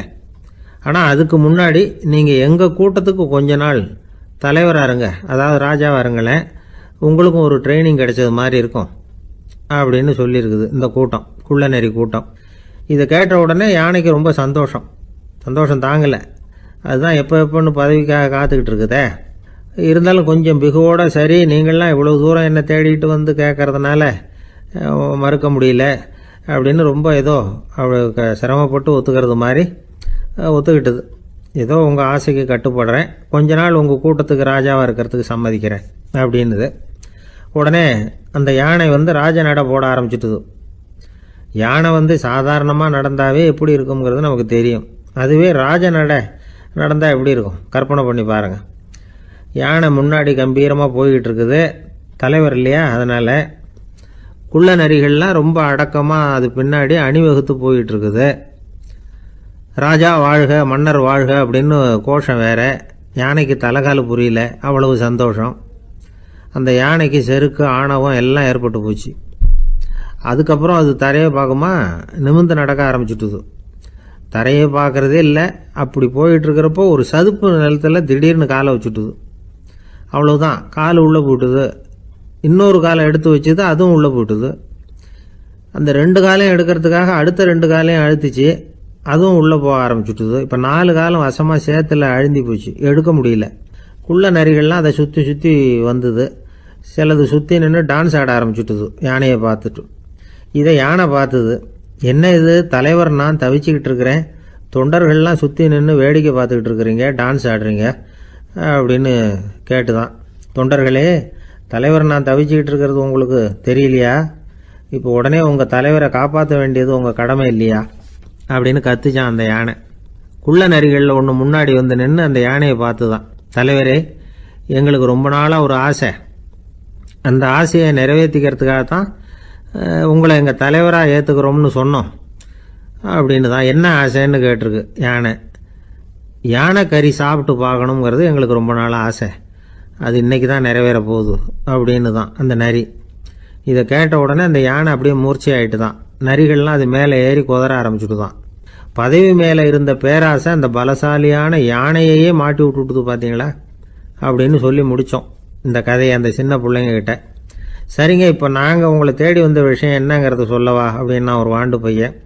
சீக்கிரம் சொல்லு தம்பி, சஸ்பென்ஸ் தாங்கலை அப்படின்னோம். அவன் மெதுவாக எங்களை பார்த்து சொல்கிறான், எங்களுக்கு கொஞ்ச நாள் நீங்கள் தலைவராக இருந்தால் தேவலை அப்படின்னா. ஒரு ஊரில் ஒரு கோயில் இருந்தது, ரொம்ப பழைய கோயில். உள்ளே போகிறதுக்கே பயமாக இருக்கும், எந்த நேரத்தில் இடிஞ்சு விழுந்துருமோ அப்படிங்கிற பயம். அப்படி இருந்ததுனால யாரும் துணிஞ்சு சாமி கும்பிடுறதுக்கு அங்கே போகிறதில்ல. கோயிலுக்கு வர்ற கூட்டம் கொஞ்சம் கொஞ்சமாக குறைய ஆரம்பிச்சுட்டுது. கோயில் நிர்வாகிகள் எல்லாரும் கூடி உட்காந்து பேசினாங்க, என்ன பண்ணலாம்னு யோசனை பண்ணாங்க. எந்த இடம் மோசமாக இருக்கோ அந்த இடத்த பழுது பார்த்தாங்க. அங்கே எங்கே வர்ணத்தை பூசி கொஞ்சம் அழகுபடுத்தி பார்த்தாங்க. ஏதோ இந்த ஊரில் கோயில்னு ஒன்று இருக்குது, அது மக்களுக்கு தெரியணும் அப்படிங்கிறதுக்காகத்தான் இப்படிலாம் பண்ணாங்க. இருந்தாலும் கோவில் இருக்கிற நிலைமை மக்களுக்கு தெரியும், அதனால் அங்கே வர்றது குறைச்சிக்கிட்டாங்க அவங்க. ஒரு கட்டத்தில் யாருமே வர்றதில்லை, நிலைமை அந்த அளவுக்கு ஆயிட்டுது. மறுபடியும் கோவில் நிர்வாகிகள் கூட்டம் நடந்தது. இந்த கூட்டம் கூட கோயிலுக்கு உள்ளே நடக்கலை, இடிஞ்சு விழுந்துருமோங்கிற பயம். அதனால் வெளியில தான் உட்காந்து கூட்டத்தை நடத்தினாங்க. ஏன்னா உள்ளே போகிறதுக்கு அவங்களுக்கும் துணிச்சல் கிடையாது, எந்த நேரமும் விழுந்துரும் போல இருந்தது அது. அது வழியாக போகிறவங்க கூட வேகமாக அந்த இடத்த கடந்து போக ஆரம்பிச்சிட்டாங்க. கோவில் நிர்வாகிகள் வெளியில் உட்காந்து கூட்டம் போட்டாங்க இல்லையா, அந்த கூட்டத்தில் 4 தீர்மானங்களை நிறைவேற்றினாங்க. அது என்ன 4 தீர்மானம்னா, முதல் தீர்மானம், இந்த கோவிலை இடிப்பது அப்படிங்கிற முடிவை இந்த கமிட்டி மிகவும் வருத்தத்துடன் ஏற்றுக்கொள்ளுகிறது அப்படின்னு நிறைவேற்றினாங்க. இதுக்கு பதிலா இன்னொரு கோவிலை உடனடியாக கட்டி முடிச்சுடணுங்கிறது 2வது தீர்மானம். 3வது தீர்மானம் என்ன தெரியுமா? பழைய கோவிலின் கதவுகள், அதிலிருந்து பிரித்து எடுக்கிற செங்கல், இதையே புது கோவில் கட்டுவதற்கு பயன்படுத்தி கொள்ள வேண்டியது. பழைய கோவில் இருந்த மாதிரியே அதே வடிவத்தில் புது கோவிலையும் கட்ட வேண்டியது. பழைய கோவிலின் அஸ்திவாரத்தை அப்படியே வச்சுக்கிட்டு அதுக்கு மேலே நாம் கோவிலை கட்டிக்க வேண்டியது. இதுதான் 3வது தீர்மானம். இதையும் கமிட்டி முழு மனசோட ஏற்றுக்கிட்டது. இது வரைக்கும் சரி. இப்போ அந்த கமிட்டி 4வதா ஒரு முக்கியமான தீர்மானத்தை கொண்டுகிட்டு வந்து அதையும் ஏகமனதாக நிறைவேற்றி விட்டது. அது என்ன தீர்மானம்னா, புதிய கோவில் கட்டி முடிக்கிற வரைக்கும் பழைய கோவிலை இடிக்கிறதில்லை அப்படிங்கிற தீர்மானம். எப்படி இருக்குது பாருங்க இது.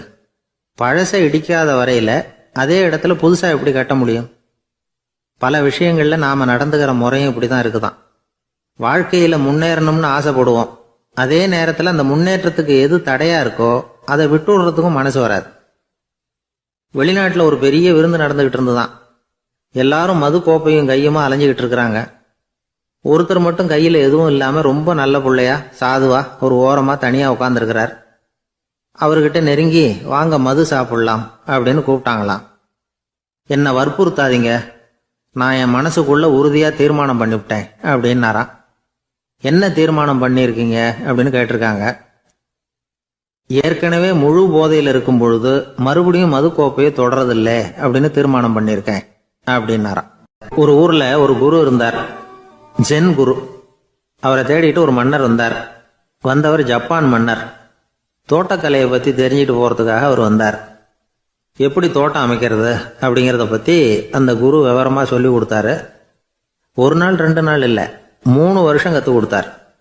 அதுக்கப்புறம் சொன்னார், நான் கற்றுக் கொடுத்துட்டேன், இனிமேல் நீங்கள் போகலாம், போய் தோட்டம் அமைக்கலாம். அதுதான் உங்களுக்கு பரிசை. தோட்டம் அமைச்ச பிறகு சொல்லி அனுப்புங்க, நான் வந்து பார்க்குறேன். நீங்கள் இங்கே என்னவெல்லாம் கற்றுக்கிட்டீங்களோ அதையெல்லாம் அங்கே செயல்முறையில் செஞ்சு காட்டுங்க அப்படின்னு சொல்லி அனுப்பி வச்சார். மன்னர் போனார். அரண்மனைக்கு பக்கத்திலேயே ஒரு பெரிய தோட்டத்தை உண்டு பண்ணினார். அழகான மரங்களையும் செடிகளையும் உருவாக்கினார். கிட்டத்தட்ட 1000 தோட்டக்காரர்களை பயன்படுத்தி 3 வருஷங்கள் முயற்சி பண்ணி அந்த அழகான தோட்டத்தை உருவாக்கினார். குரு கிட்ட இருந்து செய்தி வந்தது, நாளைக்கு வந்து தோட்டத்தை பார்க்குறேன் அப்படின்னு. மன்னர் உடனே சுறுசுறுப்பாயிட்டார். முதல் நாளே தோட்டத்தை சுத்தப்படுத்தினார். ராத்திரி பூரா யாரும் தூங்கலை. எல்லாருக்கும் தோட்டத்தை ஒழுங்குபடுத்துகிற வேலை. அது அந்தந்த இடத்துல ஒழுங்காக இருக்குதா அப்படின்னு சரி பார்த்தாங்க. ஒரு தவறும் இல்லாத வகையில் அதை ஒழுங்குபடுத்தினாங்க. மறுநாள் குரு வந்தார், தோட்டத்தை பார்த்தார். அவருக்கு கோபம் வந்துட்டுது. மன்னருக்கு ஆச்சரியம், எப்பவும் சிரிச்சுக்கிட்டே இருக்கிறவர் இப்போ எப்படி இருக்கிறாரே அப்படின்னு. மெதுவாக குரு கிட்ட போய் எல்லாம் சரியாக தானே இருக்குது அப்படின்னார். எல்லாம் சரிதான், ஆனாலும் எங்கே அந்த பொன்னிற காற்று அப்படின்னார். உதிர்ந்த இலைகள், பொன் மஞ்சள் நிற இலைகள் காற்றில் அப்படி புரண்டு ஓடுவதை நான் பார்க்க முடியவில்லையே அப்படின்னாராம். அது இல்லாமல் இந்த தோட்டம் உயிரோட்டம் உள்ளதா இருக்காது, இதில் பாடல் இல்லை, ஆடல் இல்லை, அதெல்லாம் இல்லாமல் இந்த தோட்டம் ரொம்பவும் செயற்கையாக தெரியுதுன்னாராம். மன்னர் இப்போதான் யோசனை பண்ணார். கீழே கிடந்த காஞ்சி போன இலைகள் மட்டும் இல்லை, மரத்தில் இருந்த காஞ்சி போன இலைகளையும் அப்புறப்படுத்தி சுத்தமாக வச்சிருக்கிறார். இறப்பும் வாழ்க்கையினுடைய ஒரு பகுதி தான். மரணம்ங்கிறது வாழ்க்கைக்கு எதிரானது அல்ல, அதை நிரப்பும் ஒரு பகுதி தான் அது. மரணம் இல்லையில் வாழ்க்கையே இல்லை அப்படிங்கிறது பெரியவங்க கருத்து. இப்போ அந்த தோட்டம் அழகாக தான் இருக்குது, இருந்தாலும் அது ஒரு ஓவியம் மாதிரி உயிர் இல்லாமல் இருக்கு. குரு ஒரு வாளியை கையில் எடுத்துக்கிட்டார். தோட்டத்தை விட்டு வெளியில் போனார். ஏற்கனவே வீசி எறிந்த அந்த சருகுகளை எல்லாம் அள்ளி கொண்டுகிட்டு வந்தார். உள்ள எல்லா இடங்கள்லையும் அதை வீசினார். உடனே காற்று அந்த காய்ந்த சருகுகளையும் பழுத்த இலைகளையும் அசைக்க ஆரம்பிச்சுட்டுது. இப்போ அங்கே சலசல சத்தம், சங்கீதம், இலைகளின் நடனம், ஓவியம் மாதிரி இருந்த அந்த தோட்டத்துக்கு இப்போ உயிர் வந்துட்டுது. இதுதான் அந்த பொன்னான காற்று அப்படின்னாராம் குரு. மன்னருக்கு புரிஞ்சுது. மிகப்பெரிய ஜென் கேள்வி ஒன்று உண்டு. உம்மான் அப்படிங்கிற ஒரு பெரிய குருவை பார்த்து துறவி ஒருத்தர் கேட்டாராம், இலைகள் எல்லாம் கீழே விழுந்து மரங்கள் மொட்டையாக இருக்கும் பொழுது என்ன நடக்கும்? இதுதான் கேள்வி. இதுக்கு உம்மான் சொன்ன பதில் பொன்னான காற்று, தி கோல்டன் விண்ட் அப்படின்னாராம். இதுக்கு என்ன விளக்கம்னா, உன்னுடைய எண்ணங்கள் எல்லாம் உன்னுடைய மனசிலிருந்து கீழே விழுந்து உனது உள்ளுணர்வானது மொட்டையாக நிற்கும் நிலைதான் அது. உனது வேர்களின் அருகில் காற்று வீசுகிறது. எல்லா எண்ணங்களும் உன்னிலிருந்து வெகு தூரத்துக்கு புரண்டு கொண்டே சென்று விடுகிறது. நீ அவற்றை கடந்து விட்டால் நீ அவைகளுக்கெல்லாம் மேலெழுந்து கீழே பார்ப்பவனைப் போல நிற்க ஆரம்பித்து விடுவாய். அதுதான் தியானம் என்பது அப்படின்னு சொல்றாங்க. தியானம்ங்கிறது எண்ணத்துக்கு எதிரானதில்லை. தியானம்ங்கிறது எண்ணங்களை கடந்து செல்வதுதான். அதுக்கப்புறம் நாம பொன்னிற காற்றுல ஆட ஆரம்பிச்சிருவோம். இதுதான் பெரியவர்கள் சொல்றது. என்கிட்ட ஒருத்தர் தோட்டம் அமைக்கணும்னு யோசனை கேட்டு வந்தார். எல்லாம் சொல்லி கொடுத்தேன். செடிகள்லாம் செழிப்பா வளரணும்னா வேர் காயாம பார்த்துக்குங்க, தினமும் தண்ணி விடுங்க அப்படின்னு சொல்லி அனுப்பி வச்சேன். 1 மாசம் கழிச்சு ஒரு தோட்டத்தை பார்க்கறதுக்காக போனேன். போய் பார்த்தா எல்லா செடியும் வாடி கிடக்குது. என்னங்க இப்படி பண்ணிவிட்டீங்கன்னு. நீங்க சொன்னபடிதான் செஞ்சேன்னார். என்ன செஞ்சீங்கன்னு கேட்டேன். வேர் காயாம பார்த்துக்க சொன்னீங்க, தினமும் ஒரு தடவை எல்லா செடியையும் ஒவ்வொன்றா பிடுங்கி பார்த்து வேர் காயாம இருக்கா அப்படின்னு பார்த்துட்டு அதுக்கப்புறம் தண்ணி பாய்ச்சனே, அவ்வளவுதான் அப்படின்னார். ஒரு ஆளு வேகமா நடந்து போய்கிட்டு இருந்தான். அவன் வேகமா நடக்கிறதுக்கு காரணம் வெயில் காலம், காலில் செருப்பு இல்லை, மணல் பாதை, அதுதான் வேகம். காலில் செருப்பும் இல்லாம கையில குடையும் இல்லாம அந்த ஆளு வெயில்ல நடந்து போய்கிட்டு இருக்கிறான். அந்த சமயத்துல இன்னொருத்தன் குதிரை மேல ஏறி அந்த வழியா வந்துகிட்டு இருக்கிறான். அவன் காலில் செருப்பும் இருந்தது, கையில குடையும் இருந்தது. நடந்து போய்கிட்டு இருந்தவன் அந்த குதிரை ஆசாமியை பார்த்து கேட்டான், ஐயா, நீங்களும் குதிரை மேல உட்காந்துக்கிட்டு போய்கிட்டு இருக்கிறீங்க, அப்படி இருக்கிறப்போ உங்களுக்கு அந்த செருப்பு என்னத்துக்கு? அதை எனக்கு கொடுத்து உதவலாமே அப்படின்னா. குதிரை மேல உட்காந்துருந்தவன் யோசனை பண்ணி பார்த்தான். இவன் சொல்றது நியாயம்தானே அப்படின்னு சொல்லி தன்னுடைய செருப்பை கழட்டி அந்த வழிப்போக்கனுக்கு கொடுத்துட்டான். ரொம்ப நல்லதுங்க அப்படின்னு சொல்லி இவன் அதை வாங்கி காலில் மாட்டிக்கிட்டான். அதுக்கப்புறம் மறுபடியும் இவன் ஆரம்பிச்சான், ஐயா, நீங்க குதிரையில் போறதுனால போக வேண்டிய இடத்துக்கு வேகமா போய் சேர்ந்துருவீங்க, அதனால உங்க கையில் அந்த குடை என்னத்துக்கு? நான் நடந்து போயிட்டு இருக்கிறவன் ரொம்ப நேரம் நடக்க வேண்டியிருக்கும் இந்த வெயில்ல, அதனால அந்த குடையையும் எனக்கு கொடுங்களேன் அப்படின்னா. குதிரை வீரன் யோசனை பண்ணி பார்த்தான். இதுவும் நியாயம்தானே அப்படின்னு அவனுக்கு தோணுச்சு. உடனே இறக்கப்பட்டு தன் காலில் இருந்த செருப்பை கொடுத்தது மாதிரியே தன் கையில் இருந்த கொடையையும் இவங்கிட்ட கொடுத்துட்டான். அதுக்கப்புறம் அவன் நிம்மதியாக புறப்பட்டான். இப்போ மறுபடியும் கை தட்டி அவனை நிறுத்தினான். கீழே நின்றுட்டு இருந்தவன், என்னப்பா ஏன் என்ன நிறுத்தின, இன்னும் ஏதாவது வேணுமா உனக்கு அப்படின்னா குதிரையில் இருந்தவன். இவன் மெதுவாக வாயை திறந்து அந்த குதிரையையும் என்கிட்ட கொடுத்துருங்களேன்னா. அந்த குதிரை வீரன் இப்போ ஒரு கணம் யோசனை பண்ணி பார்த்தான். உடனே என்ன பண்ணான் தெரியுமா? தன்கிட்ட இருந்த குதிரை சவுக்கை எடுத்தான். குதிரை சவுக்கால அந்த ஆளை வாங்குவாங்கன்னு வீசி தள்ளிவிட்டான். இவ்வளவு சவுக்கடியும் வாங்கிக்கிட்டு இந்த ஆள் என்ன பண்ணான் தெரியுமா? சிரிக்கிறான். அடி வாங்கிட்டு யாராவது சிரிப்பாங்களா? குதிரை வீரனுக்கு ஒன்றும் புரியல. என்னப்பா அது, ஏன் இப்படி அடி வாங்கிட்டு இப்படி சிரிக்கிறியே அப்படின்னு கேட்டான். இப்ப அந்த வழிப்போக்கன் சொல்றான், ஐயா, நான் இப்படி சிரிக்கிறதுக்கு காரணம் இருக்கு. இப்படி குதிரை கேட்டு உங்ககிட்ட அடி வாங்கலேன்னு வச்சுக்கோங்க, என் உயிர் உள்ள வரைக்கும் மனசுல ஒரு தவிப்பு இருந்துகிட்டே இருக்கும். செருப்பையும் கொடையையும் கேட்ட உடனே கொடுத்தவன் குதிரையையும் கேட்டிருந்தா கொடுத்துருப்பானோ அப்படிங்கிற பேராசையில ஏங்கிக்கிட்டே இருந்திருப்பேன். இப்போ உங்ககிட்ட அடி வாங்கின பிறகு என்னுடைய அந்த சந்தேகம் தீர்ந்து போச்சு. என்னுடைய ஆசைக்கு எல்லை எது அப்படிங்கிறத எனக்கு புரிஞ்சுட்டுது அப்படின்னு சொல்லிவிட்டு அவன் நடக்க ஆரம்பிச்சுட்டானான். ஆசைக்கும் எல்லை உண்டு அப்படிங்கிறத விளக்கறதுக்காக வாரியார் சுவாமிகள் சொல்ற கதை இது. இந்த காலத்திலயும் ஒருத்தன் அது மாதிரி கொடை செருப்போட குதிரையில போய்கிட்டு இருந்தான். எதிரில் நடந்து வந்தவன், ஐயா, உங்க கொடையை எனக்கு கொடுங்களேன்னு கேட்டான். உடனே அவன் குதிரையிலிருந்து கீழே குதிச்சு அவனை சாட்டையால் அடிக்க ஆரம்பிச்சுட்டான். இன்னொருத்தர் அந்த வழியா வந்தவர் இதை பார்த்தார். ஏன்பா, அவன் கேட்டான், உன்னால முடியலன்னா இல்லைன்னு சொல்லிட வேண்டியது தானே, அதுக்காக ஏன் இப்படி அவனை போட்டு அடிக்கிறேன்னு கேட்டார். உங்களுக்கு விவரம் புரியாது சார், காலம் ரொம்ப கெட்டு போச்சு. கேட்டதை கொடுத்தேன்னு வச்சுக்கோங்க, இந்த குதிரையே என்னோடது, அவன் திருடிக்கிட்டு போறான் அப்படின்னு என் பேர்ல புகார் கொடுக்க ஆரம்பிச்சிருவான் சார் அப்படின்னா. அது எப்படி அவ்வளவு உறுதியா சொல்றேன்னு கேட்டார் அவரு. ஏற்கனவே அது மாதிரி ஒருத்தன் பேர்ல புகார் கொடுத்துட்டு தான் இந்த குதிரையை நான் தள்ளிட்டு வந்துகிட்டு இருக்கிறேன் அப்படின்னார். ஒரு சன்னியாசி, அவரு ஒரு நாள் ஒரு கனவு கண்டாராம். அந்த கனவுல அவர் சொர்க்கத்துக்கு போறார். அங்க ஒரு பெரிய திருவிழா நடந்துகிட்டு இருக்குது. எங்க பார்த்தாலும் அலங்கார வளைவுகள், வண்ணமயமான விளக்குகள், பாதைகள் பூரா மலர்கள், எல்லா கட்டடங்களும் ஒளிமயம். அவ்வளவு கோலாகலமாக பிரம்மாண்டமாக அந்த திருவிழா நடந்துகிட்டு இருக்குது. அது என்ன திருவிழாங்கிறது இந்த சன்னியாசிக்கு புரியல. அங்கே எதிரில் வந்துக்கிட்டு இருந்த ஒருத்தரை நிறுத்தி, என்ன விசேஷம் இங்கே அப்படின்னு விசாரிச்சாராம். உனக்கு தெரியாத விஷயம், இன்னைக்கு இறைவனுக்கு பிறந்த நாள், அதை தான் எல்லாரும் சேர்ந்து கொண்டாடுறோம். இதுக்காக பிரம்மாண்டமான ஊர்வலம் ஒன்று வரப்போகுது. இறைவனே அந்த ஊர்வலத்தில் கலந்துக்கிறார் அப்படின்னார் அவர். உடனே அந்த சன்னியாசி ஒரு மரத்து நிழலில் ஒதுங்கி நின்றுக்கிட்டார். ஊர்வலம் வந்துக்கிட்டு இருக்குது. முதல்ல ஒரு குதிரை வந்துக்கிட்டு இருக்கு. அது மேலே ஒருத்தர் உட்காந்துருக்கிறார். அவருக்கு பின்னாடி நிறைய பேர் கூட்டமாக வந்துக்கிட்டு இருக்கிறாங்க. இவ்வளவு கூட்டம் இவர் பின்னாடி வருதே, யார் இவர் அப்படின்னு கேட்டார். ஒரு மதத்தின் பேரை சொல்லி, இவர் அந்த மதத்தின் தலைவர், அவரை பின்பற்றுகிற மக்கள் கூட்டம் பின்னாடி வந்துக்கிட்டு இருக்குது அப்படின்னு விவரம் சொல்லியிருக்கிறாங்க. இவங்களுக்கு அடுத்தபடியா இன்னொரு குதிரையில் ஒருத்தர் வந்துக்கிட்டு இருக்கிறார். அவருக்கு பின்னாடி ஏகப்பட்ட கூட்டம். இவர் யாருங்க அப்படின்னு கேட்டிருக்கார் சன்னியாசி. அங்கே இருக்கிறவங்க விவரம் சொல்லியிருக்கிறாங்க. இன்னொரு மதத்தின் பெயரை சொல்லி, இவர் அந்த மதத்தினுடைய தலைவர், அவர் வழியை பின்பற்றுகிறவர்கள் அவர் பின்னாடி கூட்டமாக வந்துக்கிட்டு இருக்கிறாங்க அப்படின்ட்டு இருக்காங்க. இப்படி ஒவ்வொருத்தராக குதிரை மேலே வந்துக்கிட்டே இருக்கிறாங்க. அவங்கள பின்பற்றியும் ஒவ்வொரு கூட்டம் வந்துக்கிட்டே இருக்குது. அந்த பெரிய ஊர்வலம் அது பாட்டுக்கு போய்கிட்டு இருக்குது. கடைசியாக அது முடிஞ்சது ரொம்ப நேரம் கழித்து. அதுக்கப்புறம் கொஞ்சம் நேரம் கழித்து ஒரு வயசான ஆள் குதிரை மேலே வந்துக்கிட்டு இருக்கிறார். ஆனால் அவருக்கு பின்னாடி யாருமே இல்லை. அவர் பரிதாபமாக தனியாக வந்துக்கிட்டு இருக்கிறார். அவர் அந்த ஊர்வலத்தை சேர்ந்தவரா இல்லையாங்கிறதே தெரியல.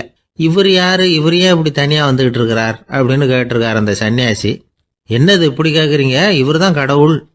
இவருக்காக தான் இன்னைக்கு இந்த ஊர்வலமே நடக்குது. இவருக்கு தான் இன்னைக்கு பிறந்த நாள். முன்னாடி போகிற ஊர்வலம் பூரா இவருடைய பிறந்த நாளை கொண்டாடுறதுக்காக தான் அப்படின்ட்டு இருக்காங்க. இதை கேட்டதும் அந்த சன்னியாசிக்கு திடுக்குன்னு தூக்கி போட்டிருக்கு. இது வரைக்கும் கனவு கண்டுகிட்டு இருந்தவர் மூழ்கிக்கிட்டார். அதுக்கப்புறம் தான் யோசிச்சு பார்த்துருக்கார். உண்மைதான், மக்கள் எல்லாரும் பக்தி மார்க்கத்தில் போகிறதா நினச்சிக்கிட்டு பாதம் மாறி போயிட்டு இருக்கிறாங்க. கடவுளை பின்பற்றுவதாக நினைக்கிறாங்க பக்தர்கள். ஆனால் கடவுளுக்கு பின்னாடி யாருமே இல்லை. இன்னமும் இயல்பாக இதை பற்றி யோசிச்சு பார்த்தா, உண்மைக்கு பின்னாடி தான் நான் போய்கிட்டு இருக்கேன் அப்படின்னு நிறைய பேர் சொல்கிறாங்க. ஆனால் அந்த உண்மை அனாதையாக போய்கிட்டு இருக்குது. அப்படி ஆயிட்டுது உலகம். இந்த காலத்துலேயும் ஒரு ஊர்வலம், ஒரு பெரிய மனுஷருக்கு பிறந்த நாள் விழா. அவர் குதிரை மேலே ஏறி முன்னாடி போயிட்டு இருக்கிறார். அவருக்கு பின்னாடி ஒரு 100 பேர் தொண்டர்கள் அவங்க பாட்டுக்கு போகிறாங்க. எல்லாம் பணம் கொடுத்து ஏற்பாடு பண்ணவங்க. எல்லாம் பணம் வாங்கிட்டு பின்னாடி போயிட்டு இருக்கிறாங்க. கொஞ்சம் தூரம் நடந்ததும் கால் வலிக்க ஆரம்பிச்சுட்டுது.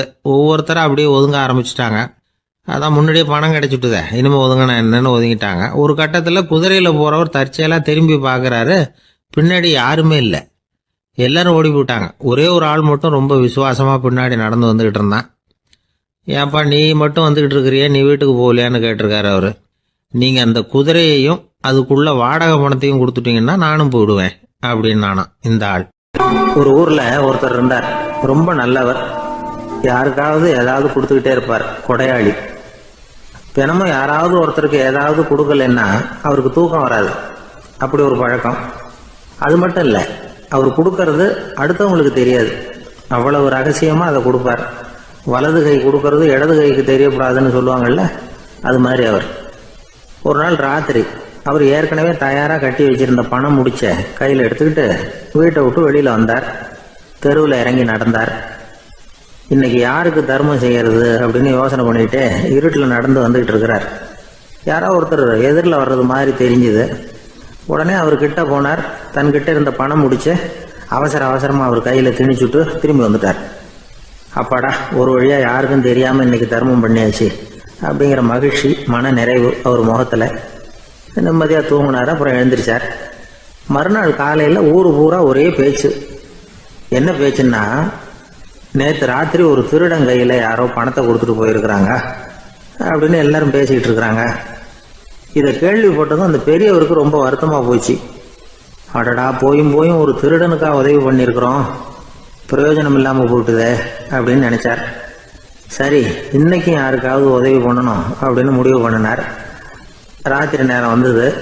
இவர் வழக்கம் போல தெருவில் இறங்கி நடந்தார். கையில் பணம் முடிச்சு. எதிரில் ஒரு பெண் உருவம் மங்கலா தெரிஞ்சது. இவர் உடனே அந்த பெண்கிட்ட பணத்தை கொடுத்துட்டு திருப்தியாக திரும்பி வந்துட்டார். மறுநாள் காலையில் ஊர் பூரா என்ன பேசிக்கிட்டாங்க தெரியுமா? நேற்று ராத்திரி நெறி தவறி நடக்கிற ஒரு பெண்ணின் கையில யாரோ பணத்தை வச்சுட்டு போயிருக்கிறாங்க அப்படின்னு எல்லாரும் பேசிக்கிறாங்க. அடடா, இன்னைக்கும் தவறுதலா நடந்து போச்சு அப்படின்னு ஒரு வருத்தப்பட்டார். இருக்கட்டும், இன்னைக்கு ஏதாவது தர்மம் பண்ணுவோம் அப்படின்னு நினைச்சுக்கிட்டாரு. 3வது நாள் ராத்திரியும் புறப்பட்டார். இப்பவும் எதிரில் ஒருத்தர் வந்தார். இவர் பணத்தை கொடுத்தார், திரும்பி வந்துட்டார். மறுநாள் மக்கள் என்ன பேசிக்கிட்டாங்கன்னா, நேற்று ராத்திரி ஒரு செல்வந்தர் கையில யாரோ பணத்தை கொடுத்துட்டு போயிருக்கிறாங்க அப்படின்னு பேசிக்கிட்டாங்களாம். அவருக்கு ரொம்ப வருத்தமா போட்டுது.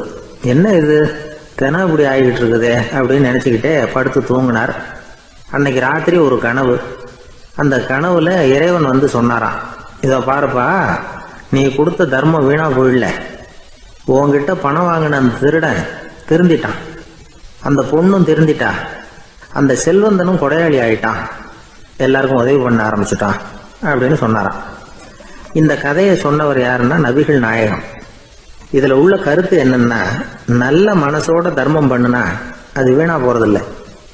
இன்னொரு கருத்து, தர்மம் வந்து தன்னை மட்டுமல்ல அடுத்தவங்களையும் தீமையிலிருந்து காப்பாற்றும். இதுதான் நாம புரிஞ்சுக்க வேண்டியது. இந்த காலத்திலயும் இது மாதிரி சில சம்பவங்கள் நடக்கிறது உண்டு. ஒரு பெரியவர் இருட்டில் நடந்து வந்துகிட்டு இருந்தாரு.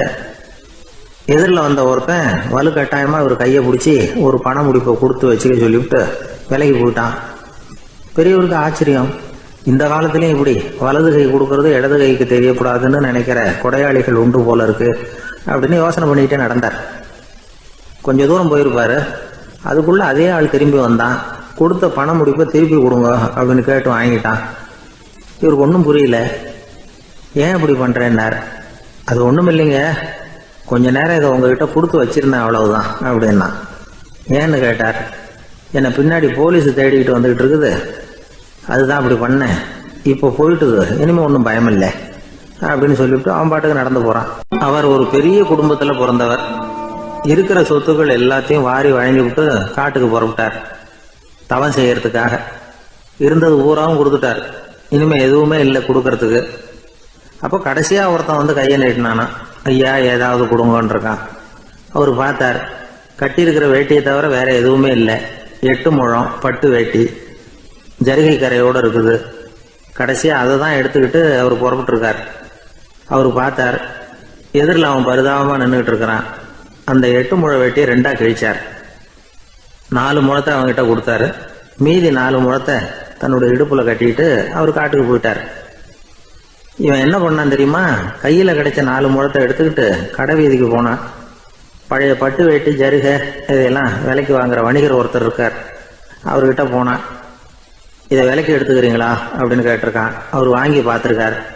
ஆஹா, இது ரொம்ப அருமையான வேட்டி, விலை உயர்ந்த ஜருகை, இது ஏது உனக்கு அப்படின்னு கேட்டாரான். அவன் நடந்தது சொல்லியிருக்கான். அப்படின்னா ஒன்று செய்ய, இந்த வேட்டியோட இன்னொரு பாதியையும் மெதுவாக வாங்கிட்டு வந்துரு, உனக்கு நிறைய பணம் தர்றேன் அப்படின்னாரான் அந்த வணிகர். இவன் கொஞ்சம் யோசனை பண்ணி பார்த்தான். கொஞ்சம் இருங்க, வந்து விடுறேன் அப்படின்னு சொல்லிவிட்டு நேராக காட்டுக்கு போனான். அவர் எங்க இருக்காருன்னு தேடி கண்டுபிடிச்சான். அவர் ஒரு இடத்துல தவக்கோலத்தில் இருக்கிறார். கட்டியிருந்த இடவேட்டியும் அவர் அறியாமல் நழுவி கீழே விழுந்து கிடக்குது. இவனுக்கு ரொம்ப வசதியா போச்சு. அவரை கேட்க வேண்டிய அவசியமே இல்லை. மெதுவா சத்தம் போடாம அடி மேல அடி வச்சு நெருங்கினான். அவர் கண்ணை மூடிக்கிட்டு அவர் பாட்டு நின்றுட்டு இருக்கிறார். இவன் மெதுவா போய் கீழே கிடந்த அந்த துணியை எடுத்துக்கிட்டு சத்தம் போடாம திரும்பி நடந்தான். ஒரு 2-3 அடி எடுத்து வச்சிருப்பான். அப்படி ஓட ஆரம்பிக்கிற சமயத்துல அவன் காலில் கீழே கிடந்த முள்ளு ஒண்ணு நறுக்குன்னு தச்சு விட்டுது. வலி தாங்க முடியாம அம்மான்னு கத்திருக்கான். இந்த சத்தத்தினால கண்ணை மூடி நின்றுகிட்டு இருந்த அவரோட தவம் கலைஞ்சது. மெல்ல கண்ணை திறந்து பார்க்கிறார். தன் இடையில இருந்த வேட்டி அவன் கையில இருக்கு. இப்ப அவர் நினைக்கிறார், என்ன நினைக்கிறாருன்னா, இந்த வேட்டி மீது நான் வைத்த ஆசை அல்லவா அவனை திருடனாக ஆக்கி விட்டது அப்படின்னு நினைச்சாராம். இந்த வேட்டி மேல நாம வச்ச ஆசை அவனை திருடும்படி ஆக்கி விட்டதே அப்படின்னு நினைச்சாராம். இது எப்பேற்பட்ட மனநிலை அப்படிங்கிறத கொஞ்சம் யோசனை பண்ணி பாருங்க. தான் ஒரு பொருள் மேல வச்ச பற்று இன்னொரு மனிதன் திருடனாக ஆகிறதுக்கு காரணம் ஆயிட்டதேன்னு நினைக்கிறார். அப்படி நினைச்ச அந்த பெரியவர் யார் தெரியுமா? அவர் தான் மகாவீரர். இழந்துட்டேங்கிறிய, நீ என்னத்தை கொண்டுகிட்டு வந்த எங்க இழந்துடுறதுக்கு? நீ என்னத்தை உண்டாக்குன இது அழிஞ்சுட்டுதுன்னு சொல்றதுக்கு? இதுதான் அவருடைய சிந்தனை. இன்றைக்கு நம்ம சிந்தனையெல்லாம் வேற மாதிரி இருக்குது. ஒருத்தன் நடுத்தருவில் உட்காந்து அழுதுகிட்டு இருந்தான். அந்த வழியா வந்தவர் ஒருத்தர், ஏன்பா அழறேன்னு கேட்டாராம்.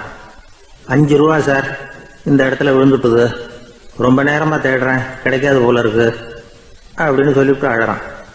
எப்போ தொலைஞ்சதுன்னு கேட்டாராம் அவரு. அது எனக்கு தெரியாது சார், பணத்தை தொலைச்சவன் தேடி பார்த்துட்டு போயிட்டான், நான் அவனுக்கு பின்னாடி தேட வந்தவன் அப்படின்னு நானா. இவன் நம்மள மாதிரி ஒரு ஆசாமி அவன் நம்மள மாதிரியே கற்பனை பண்ணான். அதாவது நாம தான் இந்த உலகத்துல ரொம்பவும் கஷ்டப்படுறோம், மற்றவங்க எல்லாம் சந்தோஷமா இருக்கிறாங்க அப்படின்னு அவன் நினைச்சுக்கிட்டான். அவன் ஒரு நாள் கடவுளை வேண்டிக்கிட்டானா, சுவாமி இந்த உலகத்துல எவ்வளவோ பேர் இருக்கிறாங்க, ஒவ்வொருத்தருக்கும் ஒவ்வொரு விதமான கஷ்டம் இருக்கலாம், ஒத்துக்கிறேன், இருந்தாலும் எனக்கு அது கொஞ்சம் அதிகமா இருக்கிறது மாதிரி தெரியுது, அதனால நீங்க எனக்காக ஒரு சின்ன உதவி செஞ்சா போதும். அது வேற ஒண்ணும் இல்ல, என்கிட்ட இருக்கிற துயரங்களை இன்னொருத்தர் யாருகிட்டயாவது கொடுத்துருங்க, அவர்கிட்ட இருக்கிற துயரங்களை என்கிட்ட மாத்தி கொடுத்துருங்க, ஒரு மியூச்சுவல் டிரான்ஸ்பர், அவ்வளவுதான், அப்படி பண்ணிவிட்டா போதும் அப்படின்னு வேண்டிக்கிட்டானா. அன்னைக்கு ராத்திரியே அவன் ஒரு கனவு கண்டிருக்கான். வானத்திலிருந்து ஒரு குரல் கேட்டிருக்கு. அது என்ன சொல்லிச்சு தெரியுமா? ஏ ஜனங்களே, எல்லாரும் அவங்க கஷ்டங்களை ஒரு பையில போட்டு எடுத்துக்குங்க, அப்படி எடுத்துக்கிட்டு நேரா இந்த ஊர் எல்லையில இருக்கிற கோயிலுக்கு வந்து சேருங்க அப்படின்னு அந்த குரல். ஆஹா, கடவுள் நம்ம பிரார்த்தனைக்கு செவி சாய்ச்சுட்டார் அப்படின்னு சந்தோஷப்பட்டான் இவன். உடனே என்ன பண்ணா, தன்கிட்ட இருந்த கஷ்டத்தையெல்லாம் ஒரு சாக்கு பையில போட்டு எடுத்துக்கிட்டான். வீட்டை விட்டு வெளியில வந்தான். தெருவில் இறங்கி நடக்கிறான். அங்க பார்த்தா ஏகப்பட்ட பேர் ஆளுக்கு ஒரு பைய தூக்கிக்கிட்டு கோயிலுக்கு போயிட்டு இருக்கிறாங்க. சில பேர் மூட்டையா கட்டி தலையில சுமந்துக்கிட்டு போயிட்டு இருக்கிறாங்க. இவன் பார்த்தான். இவனுக்கு ரொம்ப ஆச்சரியமா இருந்தது. ஏன்னா எல்லாரும் வச்சிருக்கிற பைய இவன் பைய விட பெருசா இருந்தது. இவன் பை தான் இருக்கிறதுலயே கொஞ்சம் சின்னதா தெரிஞ்சது. இப்ப அவன் மறுபடியும் சாமியை வேண்டிக்கிட்டான், கடவுளே இப்ப உள்ள சூழ்நிலையை கவனிச்சா என்கிட்ட இருக்கிற பைய பரவாயில்லன்னு தோணுது, அதனால வேற பை எதையும் மாத்த வேணாம், இதுவே பரவாயில்ல, இந்த பையோட திரும்பி வீட்டுக்கு போனா போதும்னு நினைக்கிறேன் அப்படின்னு ஏதோ நினைக்க ஆரம்பிச்சுட்டான் அவன். எல்லாரும் கோயிலுக்கு போய் சேர்ந்தாங்க. கோயில்ல அந்த குரல் மறுபடியும் கேட்டுது. எல்லாரும் அவங்கவுங்க பைகளை சோகத்துல தொங்க விடுங்க, திடீர்னு விளக்குகள் அணையும், மணி அடிக்கப்படும், அதுதான் அடையாளம். அந்த சமயத்துல இருட்டுல உங்களுக்கு வேண்டிய பைய நீங்க மாத்தி எடுத்துக்கலாம், தேர்ந்தெடுத்துக்கலாம். வெளிச்சம் இருக்கிறப்பவே உங்களுக்கு பிடிச்ச பைக்கு பக்கமா பார்த்து நீங்க நின்னுக்கலாம் அப்படின்னு சொல்லி விவரம் சொல்லிச்சான் அந்த குரல். அப்படி சொன்னதுக்கு அப்புறம் திடீர்னு விளக்கு அணைஞ்சுது, மணி அடிச்சுது. கொஞ்ச நேரம் கழிச்சு மறுபடியும் விளக்குகள்லாம் எரிஞ்சுது. இப்போ பார்த்தா எல்லாரும் அவங்கவுங்க பையையே கெட்டியா பிடிச்சிட்டு நிக்கிறாங்க. இவனும் அப்படியே நிக்கிறான். இவன் மெதுவா பக்கத்துல நிக்கிறவங்க கிட்ட கேட்டானா, ஏன் நீங்க பைய கையிலேயே வச்சிருக்கிறீங்க, செவுத்துல மாட்டலையா அப்படின்னு கேட்டிருக்கான். இல்லப்பா, நீ ஏன் கையிலேயே வச்சிருக்கிறியோ அதே காரணத்துக்காக தான் நாங்களும் வச்சிருக்கிறோம். நம்ம கவலைகளை பத்தி நமக்கு ஓரளவுக்காவது தெரியும், ஆனா மற்றவங்க கவலைகள் நமக்கு பரிச்சயம் இல்லாதவை, பழக்கம் இல்லாதது. அதனால நமக்கு தெரிஞ்ச கவலைகளை சமாளிக்கிறது சுலபம். தெரியாததை சமாளிக்கணும்னா மறுபடியும் ஆரம்பத்தில இருந்து ஆரம்பிக்கணும். அதனால பழைய நண்பர்களோட வாழறது தான் மேல் அப்படின்னு நானும். அதுக்கப்புறம் அவன் தன்னோட பைய போதும்னு வீட்டுக்கு திரும்பி வந்துட்டானான். இது ஒரு பெரியவர் சொல்லி இருக்கிற கதை. அதனால நம்ம கிட்ட இருக்கிற கஷ்டங்கள் தான் பெருசு, அதை இன்னொருத்தங்கிட்ட கொடுத்துட்டு மாத்திக்கலாம் அப்படின்னு நினைக்கிறது தப்பு. இதே மாதிரி இன்னொரு சம்பவம். ஒரு ஊர்ல ஒரு நாள் ராத்திரி ஆகாயத்தில இருந்து கடவுள் குரல் கேக்குது. இந்த ஊர்ல இருக்கிற ஜனங்கள்லாம் கொஞ்சம் கவனிங்க, உங்களுக்கு ஒரு செய்தி. அதாவது இங்க இருக்கிற ஜனங்கள்லயே கொஞ்சம் கூட கவலையே இல்லாத ஆள் யாருன்னு எனக்கு தெரியணும். அதனால எல்லாரும் அவங்க கவலைகளை ஒரு பையில போட்டு எடுத்துக்கிட்டு கோயிலுக்கு வாங்க அப்படின்னாரு கடவுள். உடனே வரிசையா எல்லாரும் வர ஆரம்பிச்சாங்க. எல்லார் கையிலயும் பை இருந்தது, சின்னதும் பெருசுமா. கவலையே இல்லாத ஆள் யாருன்னு தேடினார் கடவுள். ஒரே ஒரு ஆள் மட்டும் கையில எதுவும் இல்லாம வெறும் கையை வீசிக்கிட்டு ரொம்ப ஜாலியா நடந்து வந்துகிட்டு இருந்தான். கடவுள் அவங்க கிட்ட போனார். ஏன்பா உனக்கு கவலையே இல்லையா அப்படின்னு கேட்டார். எனக்கும் சில கவலைகள்லாம் உண்டு அப்படின்னு நானும். அவன் எங்க அதெல்லாம்னு கேட்டிருக்காரு கடவுள். பின்னாடி லாரியில வந்துகிட்டு இருக்கு அப்படின்னு நானா. அவன் ஒரு காட்டுல ஒரு நரி இருந்தது. ஒரு நாள் காலை நேரம் அது தன்னுடைய இருப்பிடத்துல இருந்து வெளியில வந்தது. கொஞ்ச தூரம் நடந்து வந்தது. அப்பதான் அது தன்னோட நிழலை கவனிச்சு பார்த்தது. பார்த்தா அது ரொம்ப நீளமா பெருசா இருக்குது. காலை நேரத்துல நிழல் அப்படித்தானே இருக்கும். ஆனா அந்த நரிக்கு அந்த விஷயம் தெரியல. தன்னுடைய நீண்ட பெரிய நிழலை பார்த்து ஆச்சரியப்பட்டது. ஆஹா, நாம இவ்வளவு பெருசாவா இருக்கிறோம் அப்படின்னா என்னுடைய காலை சாப்பாட்டுக்கு ஒரு யானை இல்லைன்னா ஒரு ஒட்டகம் கிடைச்சாதான் சரியா இருக்கும் போல இருக்கு அப்படின்னு முடிவு பண்ணிட்டுது.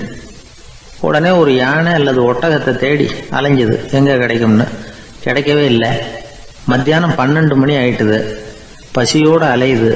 இப்ப தன்னோட நிழலை பார்த்தது. அது மத்தியான நிழல் எப்படி இருக்கும், அது ரொம்பவும் குறுகி போய் தெரிஞ்சுது.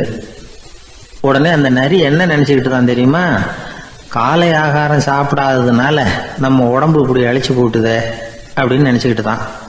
கொஞ்ச நேரம் கழிச்சு மறுபடியும் தன்னுடைய நிழலை பார்க்குது. அது இன்னமும் குறுகி போய் காலடியிலேயே வந்துட்டுது. அதுக்கு பயமா போயிடுது. ஐயோ, இன்னும் கொஞ்ச நேரத்துல நாம இறந்துருவோம் போல இருக்க, இப்ப என்ன செய்யறது? இந்த சமயத்துல ஒரு எறும்பு கிடைச்சா கூட போதும், அதை நம்ம காலை ஆகாரமா நினைச்சு சாப்பிட்டுள்ளாமே அப்படின்னு நினைச்சுதான். நம்முடைய நிழல் கூட நம்மள மாதிரியே தான் அடிக்கடி மாறிக்கிட்டே தான் இருக்குது. அது எப்பவும் ஒரே மாதிரி இருக்கிறது இல்ல.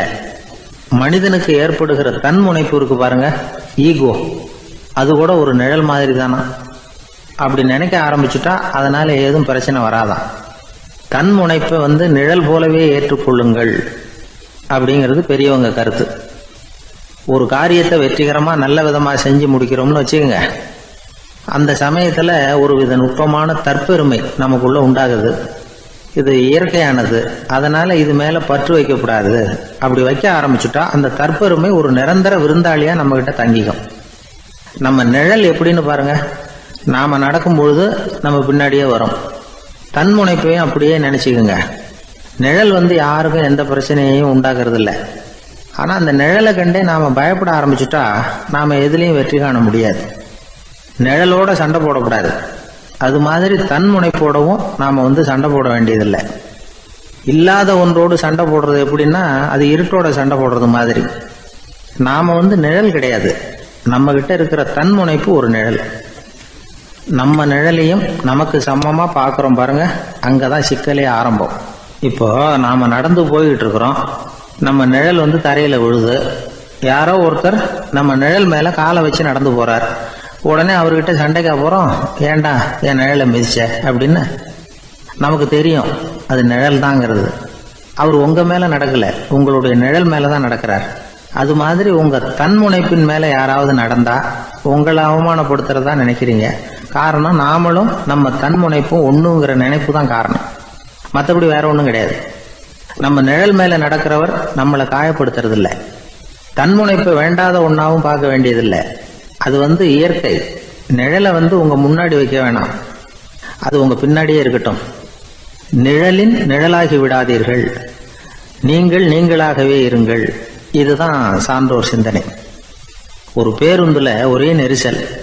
ஒருத்தர் பக்கத்துல நின்றுகிட்டு இருந்தவர்கிட்ட ரொம்ப பணிவா விசாரிச்சார், ஏன் சார் நீங்க ஏதாவது பெரிய உத்தியோகத்துல இருக்கிறீங்களா அப்படின்னார். அப்படிலாம் ஒண்ணும் இல்லைங்கன்னார் அவரு. அப்படின்னா வேற ஏதாவது அரசியல்ல பெரிய பதவியில் இருக்கிறீங்களா அப்படின்னு கேட்டார். அதுவும் இல்லைங்கன்னார். சரி, பணமாவது அதிகமா வச்சிருக்கீங்களா அப்படின்னு கேட்டார். அப்படிலாம் ஒன்றும் கிடையாது சார்னார் அவரு. அப்புறம் எதுக்குடா என் காலை மிதிச்சுக்கிட்டு இருக்கிற, எடுறா காலை அப்படின்னாராம் இவர். ஒரு ஆள் இருந்தார், அவரு தன்னை ஒரு குருன்னு சொல்லிக்கிட்டார். மௌன குரு, வாயே திறக்கிறது இல்லை. அவருக்கு 2 சீடர்கள் உண்டு. இவங்க தான் வர்றவங்க கிட்ட பேசுவாங்க, விளக்கம் கொடுப்பாங்க. ஒரு நாள் இந்த சீடர்கள் 2 பேரும் எங்கேயோ வெளியில போயிட்டாங்க. அந்த நேரம் பார்த்து ஒருத்தர் அங்கே வந்தார். குரு கிட்ட போனார். குருவே, புத்தர்னா என்னன்னு கேட்டார். குருவுக்கு ஒன்றும் புரியல. அவர் உண்மையான குருவா இருந்தாவில் புரியும். அவர் திருன்னு முழிக்க ஆரம்பிச்சுட்டார். இந்த நேரம் பார்த்து இந்த சீடர்கள் எங்கேயோ போயிட்டாங்களே, என்ன பண்றது, உதவிக்கு யாராவது கிடைக்க மாட்டாங்களா அப்படின்னு அப்படியே சுத்தி பார்க்கிறார். அங்கங்க பார்க்கிறார். வந்தவர் இதை கவனிச்சார். ஏதோ புரிஞ்சுக்கிட்ட ஒரு மாதிரி அடுத்த கேள்வி கேட்டார். தர்மம்னா என்ன சுவாமின்னார். குருவுக்கு ரொம்ப சங்கடமா போச்சு. நம்ம நிலைமை இப்படி ஆயிட்டுதே, இக்கட்டில் மாட்டிக்கிட்டோமே அப்படின்னு நினைச்சபடியே விட்டத்தை பார்த்தார். அப்புறம் குனிஞ்சு தரைய பார்த்தார். அப்படியே உட்காந்துக்கிட்டார். வந்தவர் உடனே அடுத்த கேள்விக்கு போயிட்டார். தியானம்னா என்ன சுவாமின்னார். பாவம் என்ன பண்ணுவார் அந்த குரு, பேசாம கண்ணை கெட்டியா மூடிக்கிட்டார். இது ஏதடா வம்பா போச்சுன்னு. இவர் இப்படி பண்ணா கூட வந்தவர் சளைக்கல. இன்னொரு கேள்வியும் கேட்டார். ஆசீர்வாதம்னா என்ன அப்படின்னார். இவர் பார்த்தார், இப்படியே போனா இவர் கேள்வி கேட்கறத நிறுத்த மாட்டார் அப்படின்னு நினச்சிக்கிட்டு எனக்கு ஒன்றுமே தெரியாதுங்கிற பாவனையில் 2 கையையும் விரிச்சு காட்டினார். வந்தவர் முகத்தில் மகிழ்ச்சி, மன நிறைவு, ஏதோ எல்லாம் புரிஞ்சுக்கிட்ட ஒரு மாதிரி அங்கேருந்து புறப்பட்டு போனார். வழியில் அந்த குருவோட சீடர்கள் 2 பேரையும் சந்திச்சார். உங்கள் குருவை தான் பார்த்துட்டு வரேன்னார் இவர். என்ன நடந்ததுன்னு கேட்டாங்க. இவர் வரமா சொல்கிறார், உங்கள் குரு எவ்வளவு பெரிய ஞானி தெரியுமா? புத்தர்னா என்னன்னு கேட்டேன். அதுக்கு அவர் அப்படியும் இப்படியும் பார்த்தார். அதுக்கு என்ன அர்த்தம் தெரியுமா? மக்கள் புத்தரை அங்கேயும் இங்கேயும் தேடுறாங்க. உண்மையில் அவர் அங்கேயும் இங்கேயும் தேடி கண்டுபிடிக்க முடியாது அப்படிங்கிறத அவர் செய்கை மூலம் உணர்த்தினார். அதுக்கப்புறம் தர்மம்னா என்னன்னு கேட்டேன். அவர் மேலேயும் கீழையும் பார்த்து தர்மம் சமமானது, அதில் உயர்வு தாழ்வு இல்லைங்கிறத உணர்த்தினார். அதுக்கப்புறம் தியானம்னா என்னன்னு கேட்டேன். கண்ணை மூடிக்கிட்டார். கண்ணை மூடி காணுகிற அற்புதம் அது அப்படிங்கிறத புரிஞ்சுக்கிட்டேன். கடைசியாக ஆசீர்வதிக்கப்படுறது பற்றி கேட்டேன். கைகளை நீட்டி உதவுறது தான் அது அப்படிங்கிறத தன்னுடைய இருகை விரித்து உணர்த்தினார். எவ்வளவு பெரிய மகான் அவர் அப்படின்னு சொல்லிவிட்டு அவர் பாட்டு போயிட்டார். சீடர்கள் அதுக்கப்புறம் மெதுவாக குருக்கிட்ட சேர்ந்தாங்க. அவங்கள பார்த்ததும் குருவுக்கு கோபம் வந்துட்டுது. அடே பாவிகளா, எங்கடா போய் தொலைஞ்சிங்க? நான் ஒரு ஆளுகிட்ட மாட்டிக்கிட்டு என்ன பாடுபட்டிருக்கேன் தெரியுமான்னார். இது மாதிரி தான் நாம் சாதாரண மனிதர்களின் புற வேடங்களிலேயே மயங்கி போயிடுறோம். அவங்க பேச்சு, செய்கை, பார்வை இதிலெல்லாம் ஏதோ பெரிய தத்துவம் இருக்கிறதாக நினச்சிக்கிறோம். உண்மையிலேயே அந்த தத்துவங்கள் யாருக்கு சொந்தம்?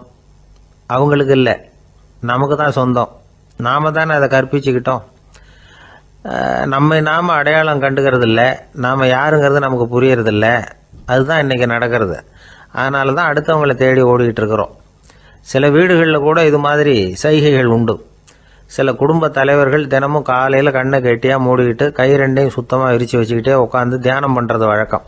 எதுக்காக அப்படி பண்ணுறீங்கன்னு ஒருத்தரை பார்த்து கேட்டேன். இந்த மாதம் வாங்கின சம்பளம் பூரா தீர்ந்து போச்சு, இனிமேல் என் கையில் சுத்தமாக ஒன்றும் இல்லை, புதுசாக எதுவும் செலவு வச்சுடாதே அப்படிங்கிறத அப்படி உள்ளங்கை 2ஐயும் விரித்து காட்டி அவங்களுக்கு உணர்த்துறேன் அப்படின்னார். எனக்கு வாழ்க்கையில் ஒரே ஒரு ஆசை தான் சார் அப்படின்னார் ஒருத்தர். அது என்னன்னு கேட்டேன். ஆசைகளை ஒழிச்சுடணுங்கிறது தான் என்னோட ஆசை அப்படின்னார். இப்படி ஆசைகளை ஒழிக்க வேண்டும் அப்படிங்கிறதையே ஒரு ஆசையாக கொள்வது அபத்தம் அப்படிங்கிறார் ஒரு பெரியவர். இது மாதிரி ஆசைகளை ஒழிக்க ஆசைப்பட்டா அந்த நோக்கம் நிறைவேறாதான். அந்த முயற்சியால் புதுசாக சில துன்பங்கள் தான் சேருமா. அதில் புதுசாக ஒரு ஆசை தலை தூக்கும் அப்படிங்கிறார் அவர். ஆசைகளை தானாக விழ வச்சுடலாம். அதுக்கு வழி என்ன தெரியுமா? எந்த ஒரு ஆசையையுமே பூரணமாக நிறைவேற்றி கொள்ள முடியாதுங்கிறத உணரணும். அதை உணர்ந்தால் ஆசைகள் தானாக விழுந்துடும்.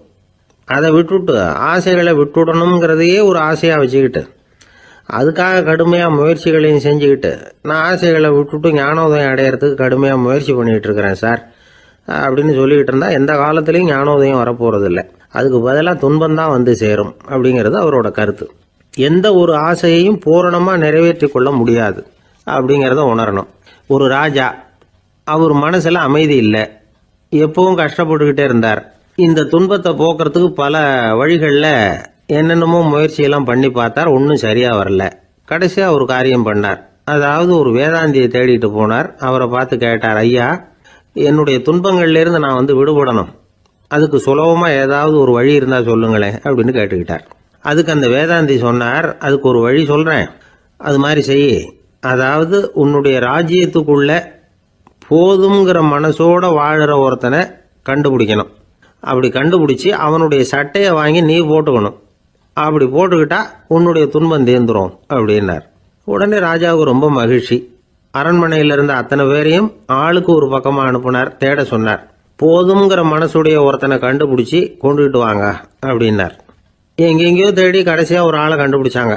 அவன் போதுங்கிற மனசோட இருக்கிறவன் தான். ஆனால் அவன்கிட்ட சட்டை எதுவும் இல்லை.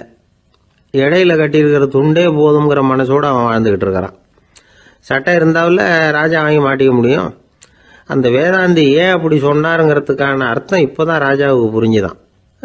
இது வரைக்கும் சொன்னதெல்லாம் ஞான மார்க்கத்தை தேடிக்கிட்டுறவனுக்கான உள்ள தகவல். இப்போ இன்னைக்கு இளைஞர்கள் இதை கேட்டுவிட்டு நமக்கு ஆசையே வேணாம் அப்படின்னு முடிவு பண்ணிவிட்டா வாழ்க்கையில் முன்னேறவே முடியாது. நம்முடைய முயற்சிக்கு ஆசை தான் தூண்டுகோல். அதனால் இந்த ஆசையையும் அந்த ஆசையையும் போட்டு குழப்பிக்கக்கூடாது. ஆனால் ஒன்று, பேராசை நமக்கு தேவையில்லை. நாம் படுற ஆசையிலேயும் ஒரு நியாயம் இருக்கணும். ஏன்னா நம்மள சில பேர் நீங்கள் தான் சார் சொன்னீங்க, அதனால தான் ஆசைப்பட்டேன், அரை தான் கிடைச்சது மிச்சம் அப்படிம்பாங்க கன்னத்தை தடவிக்கிட்டே. அதனால் இப்போல்லாம் எந்த தகவலை சொன்னாலும் ரொம்ப எச்சரிக்கையாக இருக்க வேண்டியிருக்குது. ஒரு ஆள் ஒரு கடை வச்சு வியாபாரம் பண்ணிக்கிட்டு இருந்தான். அவனுக்கு ரொம்ப பேராசை, நிறைய பணம் சேர்க்கணும்னு. திடீர்னு ஒரு நாள் அவனுக்கு உடம்பு ரொம்ப சுகம் இல்லாமல் போயிட்டுது. இனிமேல் பிழைக்கிறது கஷ்டங்கிற நிலைமை. மரணப்படுகையில் இருக்கிறான். சொந்தக்காரங்கள்லாம் சுற்றி உட்காந்துருக்குறாங்க. இவன் மெதுவாக கண்ணை திறந்து பார்க்குறான்.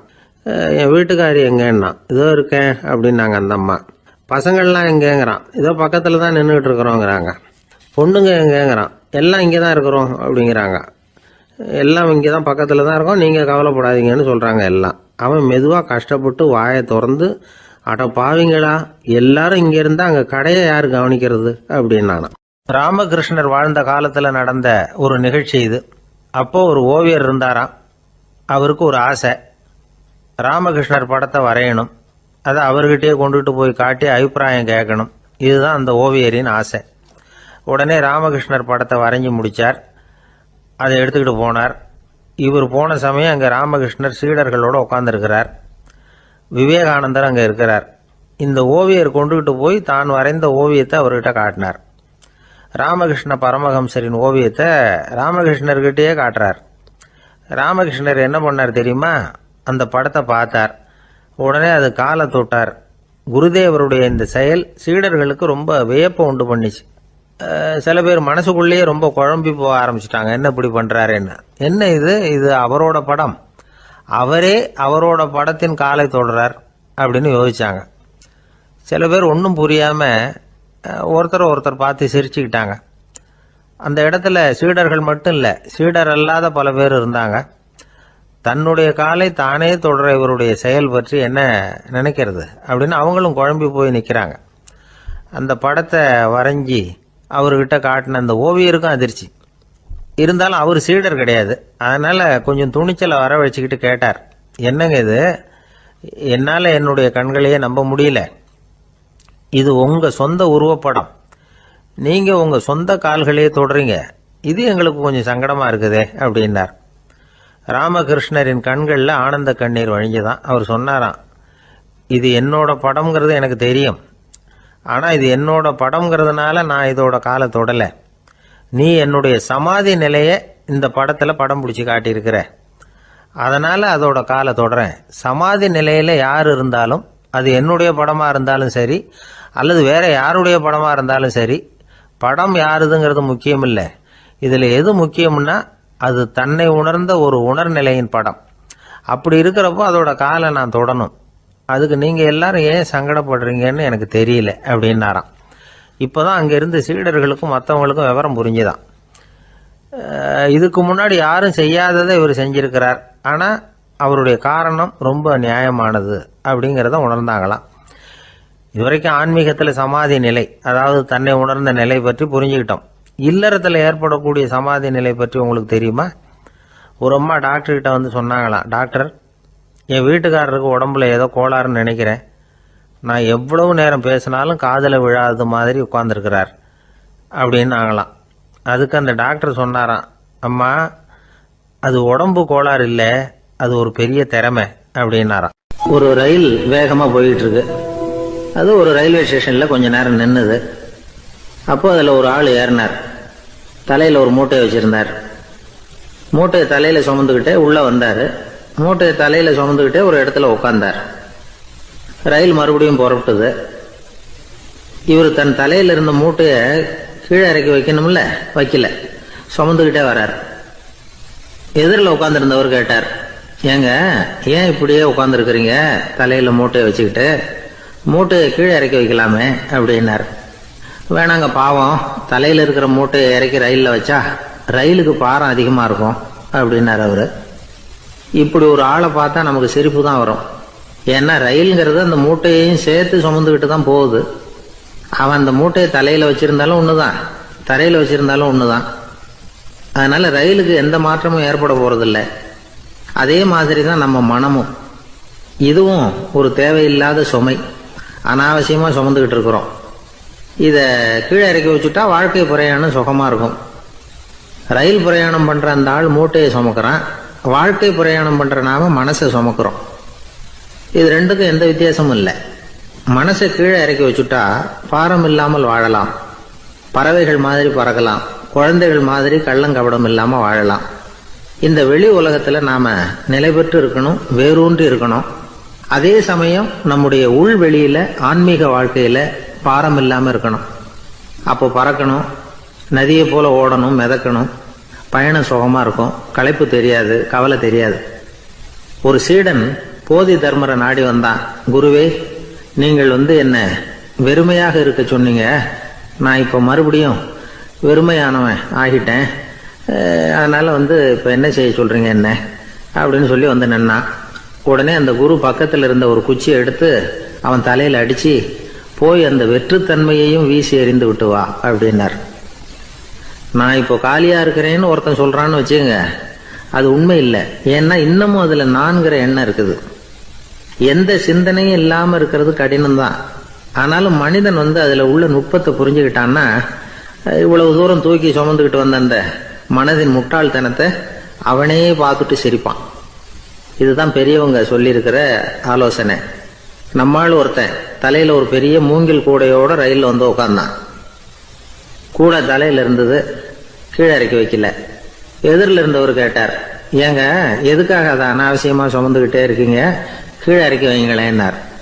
இல்லைங்க, நான் வீட்டை விட்டு புறப்படும் பொழுதே என் பையன் சொல்லிவிட்டான், கூடைய தலையை விட்டு இறக்கக்கூடாதுன்னு அப்படின்னார். அவன் சின்ன பையன், விவரம் இல்லாம சொல்லியிருப்பான். இப்ப என்ன நேரில் வந்தா பாத்துக்கிட்டு இருக்கிறான், நீங்க இறக்கி வைங்கன்னார் அவர். அவன் நேரில் பார்த்துக்கிட்டு இல்ல, இருந்தாலும் நான் இந்த கூடையை கீழே இறக்கி வச்சா அது அவனுக்கு தெரிஞ்சிடும் அப்படின்னாரு இவர். அது எப்படின்னாரு அவர். அவன் தனக்கு டிக்கெட் வாங்க வேணாம்னு சொல்லி இப்ப இந்த கூடைக்குள்ளதான் உட்கார்ந்துருக்கிறான் அப்படின்னார் இவர். ஒரு பெரிய நினைவு மண்டபம், அதுக்கு முன்னாடி ஒரு அப்பாவும் பிள்ளையும் நின்றுகிட்டு இருக்கிறாங்க. அந்த வழியா போறவங்க வர்றவங்க எல்லாம் அந்த இடத்துல நின்று அது என்ன மண்டபம் அப்படின்னு விசாரிக்க ஆரம்பிச்சாங்க. அந்த அப்பாவும் பிள்ளையும் தான் வர்றவங்களுக்கெல்லாம் விவரம் சொல்லிட்டு இருக்கிறாங்க. அதாவது இந்த இடத்துல ஒரு பெரிய மகான் சமாதி ஆயிருக்கார், அவர் சமாதியான இடத்துல இந்த நினைவு மண்டபத்தை கட்டியிருக்கிறோம் அப்படின்னாங்க. ஊர் பூரா இந்த செய்தி பரவிச்சு. நிறைய பேர் அந்த இடத்தை தேடி வர ஆரம்பிச்சாங்க. இங்க கொஞ்ச நேரம் உட்காந்துட்டு போனா மனசுக்கு ஒரு நிம்மதி கிடைக்குது அப்படின்னாங்க. அங்க இருந்த உண்டியல்ல நிறைய காசு போட்டுட்டு போறாங்க. பணம் கிடுகிடுன்னு நிறைய சேர ஆரம்பிச்சுட்டுது. பணம் நிறைய சேர்ந்த உடனே அந்த அப்பாவுக்கும் பிள்ளைக்கும் தகராறு வந்துட்டுது. பணம் சேர்ந்தாலே சொத்து தகராறு வரத்தானே செய்யும், அது மாதிரி வந்துட்டுது. பையன் அடிக்கடி நிறைய பணம் கேட்க ஆரம்பிச்சான். அப்பா பார்த்தார், யோசனை பண்ணார், ஒரு முடிவுக்கு வந்தார்.